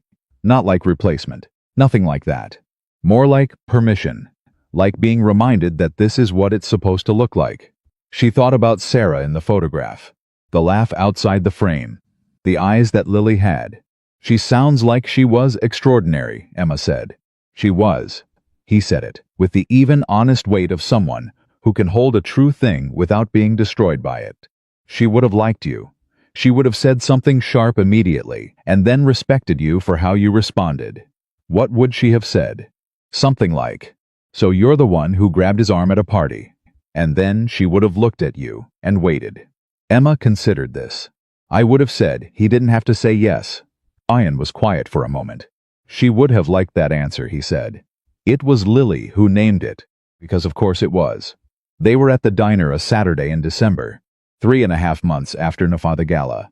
Gloria bringing the milkshakes without being asked because they had long since crossed the threshold into regulars, and Lily was in the middle of explaining her new science project when she stopped, looked at both of them with those measuring eyes, and said, "Are you 2 boyfriend and girlfriend now?" Ryan said. "Lily, I'm asking," she said simply. "It's a reasonable question." Emma looked at Ryan. Ryan looked at Emma. "Yes," Emma said. Lily considered this for exactly 3 seconds. Good, she said. I'm going to need you to initial my science project proposal. Dad initials the first page, but I need 2 people to sign off on the methodology section, and you know enough science. I know enough science, Emma agreed, and accepted the folder that Lily produced from her backpack, with the air of someone who had been carrying it all morning, waiting for the right moment. Ryan was looking at Emma with an expression she had learned to read over the last months, the one that meant something was happening underneath the surface, that he was choosing not to perform, but also wasn't hiding. She looked back at him, and she did not look away. Under the table, his hand found hers. She held on. The methodology section, Lily said. Tapping the folder with one small finger requires careful reading. I'll wait. Emma opened the folder. She read carefully. Because that was what you did when something mattered. It was around this same time that Emma started to understand something she had been circling for months, without landing on directly. The understanding arrived, not in a single moment, but in accumulation, the way most true things arrive. Not as revelation, but as recognition. Like something you have always known that has finally found the right words. She was good at her work because she cared about it. That had never been the problem. The problem was that she had structured her life so that caring about her work was the only caring that was safe, the only investment that couldn't be withdrawn by someone else's decision to leave. Everything else she had built walls around, because everything else was vulnerable. Ryan was vulnerable. Lily was vulnerable. Thursday nights at a bar with people who knew your whole history and said things like she looks at you, the way Sarah used to, that was devastatingly vulnerable. She had spent 10 years avoiding this particular kind of vulnerability, and she had been very, very successful at it. And she had been, as she had told Ryan on his couch that first evening, fine, but not. She understood now what the difference was between the 2 versions of fine. The first version was a performance so sustained and so complete that the performer forgets it is a performance. The second version, the real version, was messier and more frightening and required you to put things in other people's hands that you could not take back. It required you to say okay when someone reached for you. It required you to stay. She thought about what Ryan had said the night of the gala. I figured staying for a few minutes wasn't the hardest thing I could do. She thought about what it had meant to hear that, not just the sentiment but the ease of it. The way he'd said it, like staying, was simply the obvious correct answer, and not, as she had been quietly believing for a decade, an act of heroism that required perfect conditions before it could be trusted. The hardest things Ryan had ever done were not staying in the easy moments. The hardest thing he had done was stay in the hardest one 3 years ago, in a hospital room, and then in every morning after that when he got up and packed a lunch, and dropped Lily at school and went to work, and kept being the steady thing, because the steady thing was what his daughter needed. He had stayed through the worst thing that could happen. That was not nothing. That was, Emma finally understood, the entirety of what she needed to know. One evening in mid-December, late, with Lily asleep, and the apartment quiet, Emma sat beside Ryan on the couch with a book she wasn't reading, and he was doing something on his laptop that involved numbers she recognized as the beginnings of a real business plan. And she looked at him in the low light of the living room, and she thought about the fact that 2 years ago she could not have imagined this room, or this person, or this particular kind of quiet. She thought about her father at 53, laid off, standing in a kitchen in Ohio with the look of a man whose map had run out. She had spent 20 years running from that look, building things that couldn't be taken, making herself a machine that didn't need. She looked at Ryan's hands on his keyboard. Calloused, capable, the hands of someone who built things with them. She thought about the drawing on the door of 4C the Sun, the house, the 2 figures in crayon. There were 2 figures, she thought. Someone drew that before I arrived. She thought, and there will be room for more. She set her book down. Ryan. He looked up from the laptop. I'm not scared anymore, she said. I wanted you to know. He looked at her for a long moment. Of needing, of staying. She held his gaze. I'm not scared anymore. He closed the laptop. He looked at her with everything behind his eyes that she had been learning to read, the steadiness, the warmth, the particular quality of a man who has been tested by the worst thing and come through it knowing what matters. Good, he said. And then, because he was Ryan Bennett, and he said the thing he meant, and then stopped talking. That was all he said. It was enough. It was more than enough. He reached over and took her hand, and she let him, and the apartment was quiet around them, and outside the city moved the way it always did, relentless and lit, and in here everything was still. January came in cold and clear, the way New York Januaries sometimes do when they decide to be honest about themselves, no pretense of warmth, just sharp air and bright light, and the city going about its business with the particular focused energy of a place that doesn't pause for anything. Emma noticed it differently than she used to. She had always moved through January with her head down, which was not a posture of defeat, but of momentum. The first month of a new fiscal year, projections to finalize, targets to set, the machine accelerating back to full speed after the brief, grudging pause of the holidays. She had never, in 10 years of running Whitmore Capital, taken more than 4 days off at Christmas. The year Sarah died, Ryan had taken 0. This January, Emma took a full week. She did not announce it as a dramatic departure from habit. She simply looked at her calendar in mid-December, looked at what was actually required of her in the first week of January, as opposed to what she had always assumed was required of her, and cleared it, she told Diane. Of course, in the tone of someone who had been quietly hoping for this for years, and was afraid to celebrate too soon in case it got reversed. It did not get reversed. She spent 3 of those 7 days with Ryan and Lily. They went to a museum, Lily's choice, a natural history exhibit she had been referencing for weeks with the anticipatory precision of someone who has done extensive pre-visit research.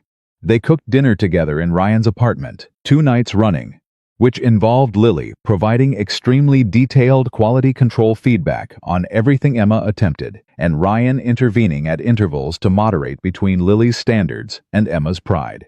The pasta is slightly overcooked, Lily said on the first night, with the diplomatic honesty of a food critic who has decided you can handle the truth. It's al dente, Emma said.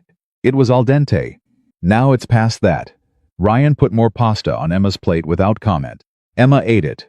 She did not concede the point, but she timed the pasta more carefully the following evening, and when Lily tasted it and gave a single satisfied nod without saying anything, Emma felt a victory more complete than several board meetings she could name. These were small things. She understood that they were small things.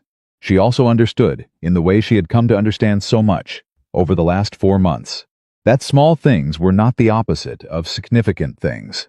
They were frequently the same things. The charity gala announcement arrived in February. It came in the form of an invitation to the annual Hargrove Foundation benefit, the same event, the same hotel, the same ballroom where, 6 months ago, Emma had grabbed a stranger's arm and changed both of their lives in ways neither of them had seen coming. The invitation was addressed to her as a board-level donor, which she had been for 3 years. She stared at it for a moment. Then she called Ryan. The Hargrove Gala is in 6 weeks, she said. I saw it. They sent a contract to the company. Same AV setup as last year. She had not considered that. Of course they had. Bennett and crew had done the work last year. There was no reason they wouldn't be contracted again. So we'll both be there, she said. We'll both be there. A brief pause. Different roles this time, though. She thought about last February. About standing in that corner near the equipment tables because she needed somewhere to breathe. About seeing him and not knowing who he was and knowing, somehow, that he was safe. About the way desperation and instinct had reached out and grabbed something that turned out to be real. Ryan, come as my guest. Not as the AV contractor. Come as she stopped. Completed it. Come as my boyfriend. Officially. In whatever way that means, in front of a room full of people who know my name. A silence. Not the uncertain kind. The kind that means someone is absorbing something important. My crew can set up the equipment without me, he said. I know they can. You're sure about this? I've been sure about this for months, she said. I just needed the right moment to say so out loud. Another pause.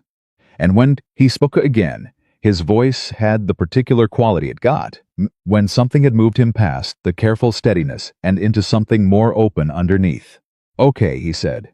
That word again. The word that had started everything. She smiled at the phone. Okay, she agreed. Lily had opinions about what Ryan should wear. This was not a surprise.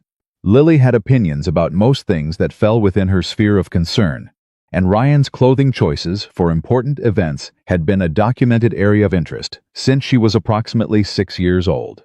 She presented her recommendations on a Tuesday evening with a folder, an actual folder, labeled in her careful third-grade handwriting, Dad Gala Outfit Research.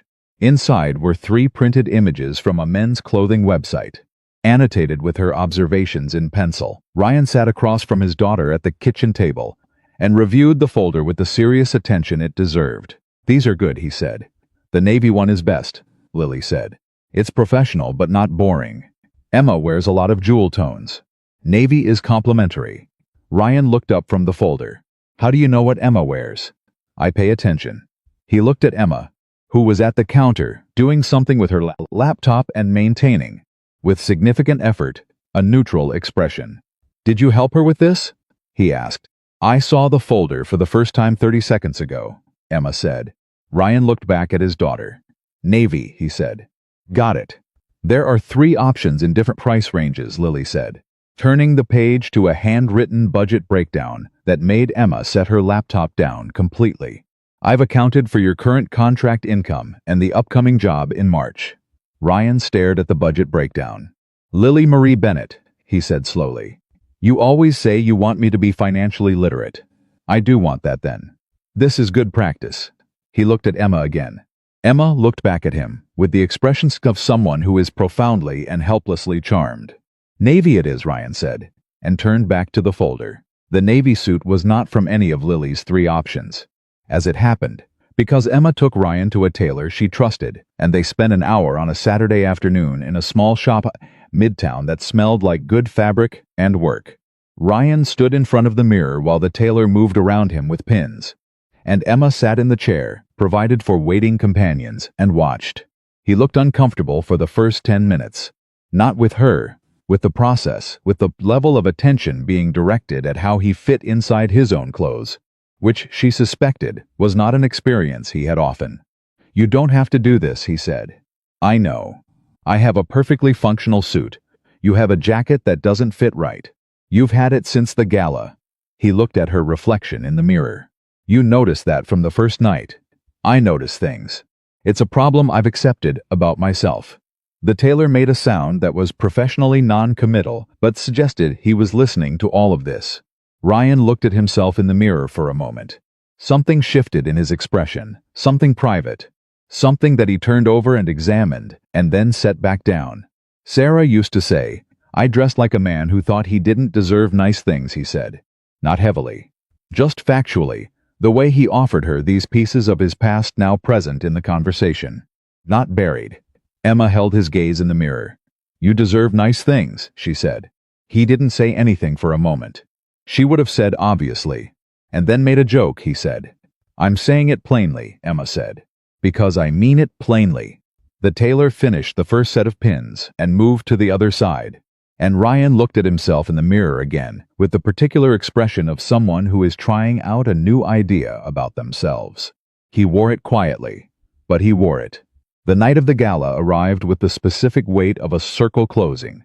Emma stood in her apartment, dressed, and looked at herself in the mirror with the particular clarity of someone who has arrived at a moment they can see completely. She had been to events like this hundreds of times. She had stood in this apartment, getting ready hundreds of times. She had worn the armor and done the math and managed every room she had ever walked into. Tonight she was not going to manage anything.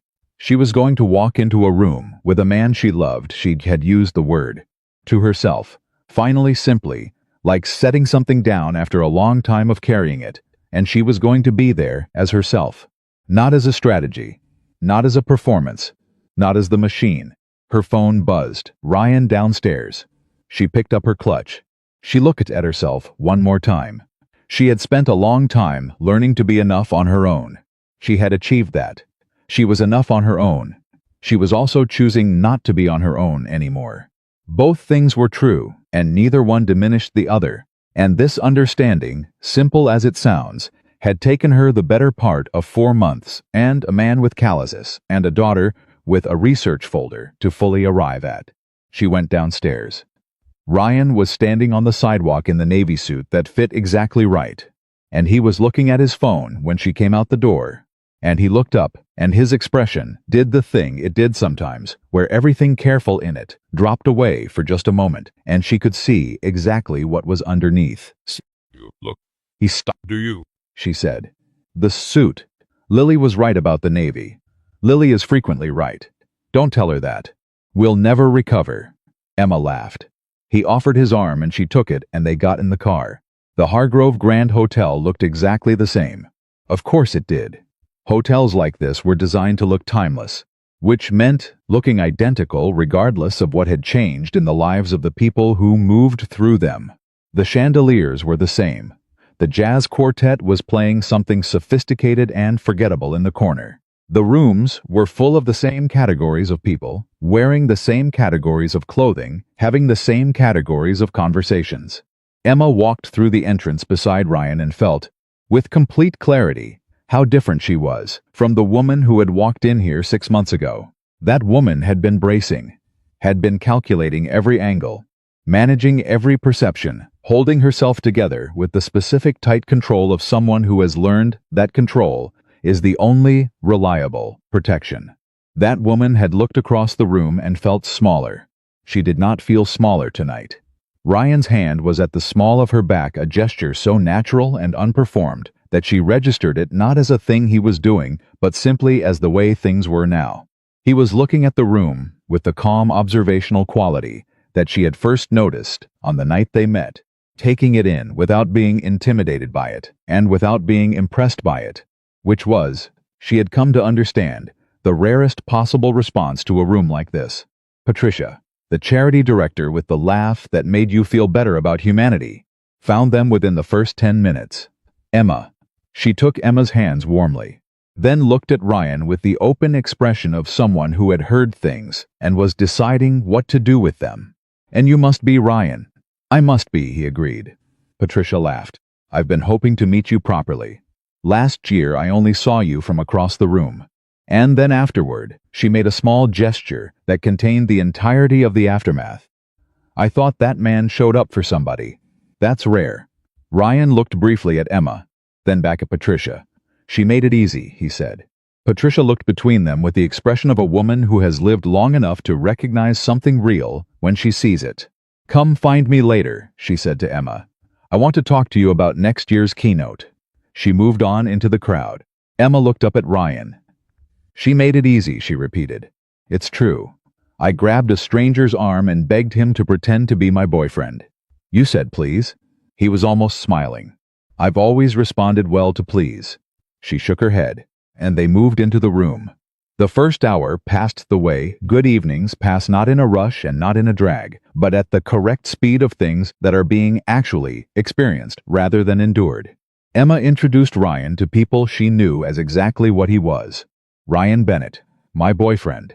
Not with the desperate defiance of the woman who had said those same words 6 months ago across a crowded room as a shield, but with the simple, grounded ease of someone stating a true thing. She watched him interact. She had watched him in many contexts by now, but this one was new, the room that was supposed to make people like him feel the weight of difference in altitude. He did not feel it.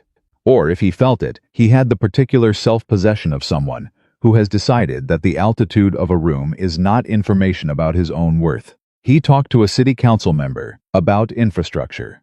He talked to a nonprofit director about grant allocation strategy. He listened when he didn't know things and said so directly when asked, which disarmed people in a way that all the performed confidence in the room couldn't. Deshawn had once said to Emma at a Thursday night gathering in November, when they'd had a moment without Ryan in earshot, he doesn't know how rare he is. That's the rarest part. She was watching that truth move through a ballroom in real time.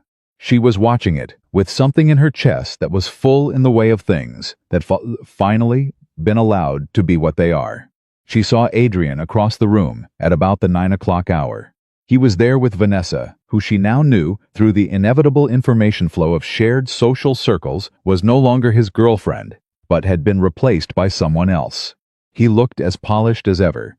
He also looked, from this distance, like someone who was at a party they had decided to be at, rather than someone who was somewhere they genuinely wanted to be. He caught her eye across the room. She held his gaze for a moment. Then she looked at Ryan, who was beside her, who was saying something to the nonprofit director that was making the man nod with genuine engagement. And she thought about the conversation in her office Adrian's face when he'd asked if Ryan was good to her. The particular sound of a man admitting the thing he'd built his defense around had been wrong. She had not spoken to Adrian since that day. She did not cross the room to speak to him now. But she raised her glass slightly in his direction, not a taunt, not a performance, just an acknowledgement, and turned back to the conversation beside her. She did not look back. It was near the end of the evening when it happened. Not dramatically, not as a planned moment. The way the true things in this story had always happened, with the unscripted, unarranged quality of life when it is actually being lived. A journalist, Emma, knew not the one she'd cultivated. Someone different, a society page correspondent who covered events like this, appeared with a camera person and asked if she could get a few words for a piece she was writing about the gala's biggest donors. Emma said yes. Ryan stepped back slightly to give her room, and the journalist positioned her camera person and asked a few standard questions about the Unthinkable, about Whitmore Capital's commitment to the cause, about the year ahead. And then the journalist looked past Emma to Ryan and said, "I'm sorry and you are," she said it. The way people say it at events like this, the implication being that if you matter, you will be known, and if you are not known, the question itself is a kind of verdict. Emma looked at Ryan. Ryan looked at her. In that exchange, in the 3 seconds of it, she saw everything they had built over 6 months compressed into a single moment. The gala where it began, the coffee shop on Friday, the gymnasium with the second-place ribbon, the kitchen with the dish towel on his shoulder, the park and the hand she had reached for without thinking, the couch in the quiet apartment, and "I'm not scared anymore," and good. All of it. She turned back to the journalist. She did not hesitate. "He's my boyfriend." 3 words. The same 3 words she had said 6 months ago, in this exact room, in an act of desperation that she had dressed up as control. The same words. Completely different truth. The journalist smiled professionally. The function of the moment, and noted it, and moved on. It was not by any standard of this room a dramatic event. Ryan looked at her. "First time felt different," he said. Quiet enough that only she could hear. "Yes," she agreed. "Better?" She looked at him, at this man who had said okay when it cost him nothing to say no, who had stood beside her when the room was watching, who had gone back to his equipment and his clipboard and his daughter, and had still, somehow, been findable in all the ways that mattered. "There's no comparison," she said. They left at 10:30. Lily was with Deshawn's family for the night, an arrangement that had been negotiated with the specificity of a small diplomat. Lily had provided a written itinerary for her overnight stay, which Deshawn's wife Keisha had framed and put on their refrigerator. The night air was February, cold, honest, and clean. Emma's breath made small clouds. Ryan had his hand in hers, and they stood on the sidewalk outside the Hargrove Grand Hotel while the city moved past them in every direction. She thought about the night 6 months ago, standing in this same cold, watching his van pull away, feeling the door that had been locked from the inside shift on its hinges. "Same sidewalk," she said. He looked around. "Different night. What did you think when you drove away? That first night?" He considered it. "I thought, that is a woman who is a lot more lonely than she knows how to admit." He paused. "I thought, I hope she figures it out." And I thought he stopped. "What?" "I thought I wasn't going to think about it again." He looked at her with the expression she had come to know as his most honest one. Nothing managed, nothing performed, just what was true. "Then I thought about it for a week." "You didn't do anything about it. You emailed me. A professional thank you note." "Emma, the professional thank you note took you 45 minutes, Diane told me. When I met her at the holiday party, it came up. She thought it was the funniest thing that had happened all year." Emma stared at him. "Diane, she was very respectful about it. But she mentioned it." Emma made a mental note to have a conversation with Diane. And then she made a second mental note that the conversation she had with Diane would not be what she initially thought it would be, because Diane had worked for her for 4 years and had apparently been rooting for her without saying so, and that was the kind of loyalty that deserved acknowledgement. Not correction, fine, Emma said. The thank you note was not entirely professional. I know, I still barely knew you, I know. And you emailed back in about 100 words. I'm not a long email person. She shook her head. She was smiling, and she was not doing anything about it. They walked. Not toward her building, or his just the direction of walking. The city accommodating them, the way cities accommodate people who need to be in motion. She had learned that he liked to walk when there was something to think through. She had learned to like it too, alongside him, at his pace, which was different from her pace and had required actual adjustment, and was, now simply, the pace at which she walked when she walked with him. I want to tell you something, he said. Okay. I've been thinking about the business plan, the contracting company, the expansion I've been working through. I know. I've seen the numbers. They're good. I know you've seen the numbers. That's what I want to talk about. He slowed slightly. I don't want your money. I want to be clear about that. I'm not done. He was not sharp about it. Just certain. I don't want your money, or your connections, or your company's resources. I want to build what I'm building, the way I've been building things my whole life, which is with my own hands and my own plan and whatever time it takes. He paused. But I've been thinking, and what I do want, what I'm asking for, is your brain. She looked at him. You think about business, the way I think about construction. You see the structure. You see where the load-bearing things are and where the things that look important are actually decorative. He met her eyes. I'm not asking you to fund it or consult on it officially or make any part of it about your company. I'm asking if you'd be willing to sit across from me sometimes and tell me what you actually think. Emma considered this. She considered the offer, the specific, careful shape of it, the way it was designed to take exactly what was useful and refuse what wasn't. The way it preserved the structure of what they were by being honest about what that structure required. Yes, she said. That I will do gladly. He nodded. And Ryan, yeah, when the expansion happens, and it will happen. Because I've seen your numbers and your methodology and your daughter's approach to solving problems. And those things don't fail when it happens. I'm going to say I told you so. I look forward to that, he said. They ended up at the diner. Neither of them planned it. It was simply the direction they walked until they were outside it. And then, Ryan looked at the door and looked at her, and she was already reaching for the handle. Gloria was on the late shift, which she sometimes was, and she looked up when they came in and said, Han, with the warm disinterest of someone who has seen everything the night can produce and finds very little of it surprising. They slid into their booth, the one that faced the door, the one with the slightly uneven table leg that they had both learned to account for. Gloria appeared with 2 milkshakes without being asked. New Year, Gloria said, setting them down. New Year, Emma agreed. Gloria moved on. Emma wrapped her hands around the cold glass and looked across the table at Ryan. And the diner was mostly empty this late, just a few other tables. The low sound of the kitchen, the ordinary and real music of a place that exists to be itself, and nothing else. Can I tell you something? Emma said. You can always tell me something. I used to think about my father, about watching him after the layoff. The look on his face that I decided. At 17, I would never let anyone put on my face. She turned the glass slowly. I built everything I built so that no one could ever make me look like that. So that I would never be in a position where someone else's decision could reach into my life and take the thing that made me make sense. Ryan was listening. What I didn't understand, she said, was that I'd done it so well that I'd also made it so that no one could reach in and give me anything either. I'd sealed it. The whole thing. She looked at him. And then you reached in anyway. Not because you forced anything. Just because you were just there. And honest.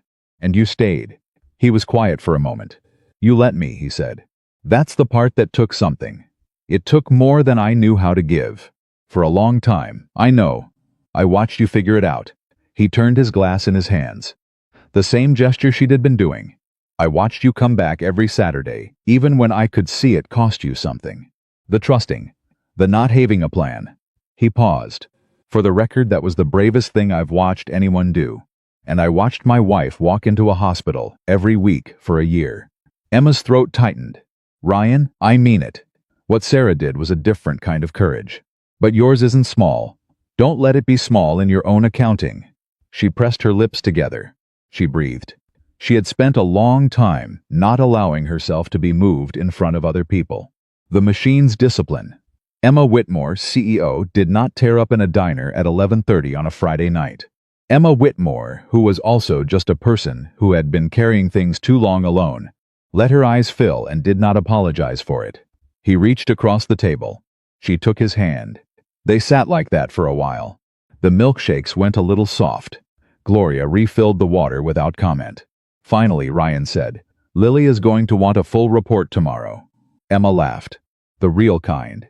What are you going to tell her? That we went to the fancy party and then went to the diner and had milkshakes and talked for a long time. That's accurate. That's all she needs. He considered. She'll ask if you're coming Sunday. She has a new project. Something about atmospheric pressure. She needs someone to review the hypothesis. Tell her yes. She'll ask if you're coming next Saturday. Tell her yes. She'll probably ask if you're coming, Ryan. Emma squeezed his hand. Tell her yes to all of them. That's my answer. Yes to all of them. He looked at her. Something moved across his face, the thing that lived underneath all the steadiness. The thing that the steadiness was built to protect. That he had learned over 3 hard years to keep safe by keeping it covered, and for a moment she saw it completely. The man he had been before loss, and the man he had made himself after, and the man he was becoming now, in this diner, at this table, with his hand in hers. Okay, he said, that word. The word that had started everything. She had grabbed a stranger's arm in a moment of desperate instinct, and he had said okay, and she had thought she has in herself of 20 minutes of cover in a room full of people who were watching to see if she would break. What she had actually been doing, what both of them had been doing, without knowing it, in that ballroom 6 months ago, was beginning the particular, unplannable, unmachinable, uncontrollable thing that turns out to be the only thing that makes the rest of it matter. Emma Whitmore had built an empire on the principle that no one else's choice could reach into her life and determine its shape. She had been right that this was possible. She had been wrong that it was enough. Ryan Bennett had lost the thing he loved most in the world and had gotten up every day after and kept being the steady thing, kept being the present thing, kept believing without performance, without agenda, just with the quiet persistence of a man who understood that love is not a feeling that arrives and stays on its own, but a choice that is made and remade every ordinary day. They had found each other in the middle of a room neither of them particularly wanted to be in, and everything that followed had been real. It had been the most real thing in Emma's life. She knew this now, without question, without calculation, without any remaining trace of the armor she had spent 10 years building. She knew it the way she knew the things that were most true, not because she had analyzed it into certainty, but because she had lived it until the certainty was simply there, solid and unmoving, the way the load-bearing things always are. Gloria came by one last time, set the check on the table, said no rush, Han, and moved away. Ryan looked at the check. Emma looked at Ryan. I've got it, they said at the same time. A beat. He looked at her with the almost smile. I'll get it, she said. You got the coffee in October. You got it in November. You got it in December. He thought about this. We've lost track, he said. We'll figure it out. She picked up the check. We're good at figuring things out. Outside, the January air was waiting cold and clear and honest. The city moved around them, relentless and lit, the way it always had and always would, indifferent to the particular lives moving through it. But the two people who walked out of that diner and into that night were not indifferent to each other. They were the opposite of indifferent. They were two people who had chosen and kept choosing, and would go on choosing in ordinary kitchens and school gymnasiums and corner diners and ballrooms and all the unremarkable days that make up the actual texture of a life to stay.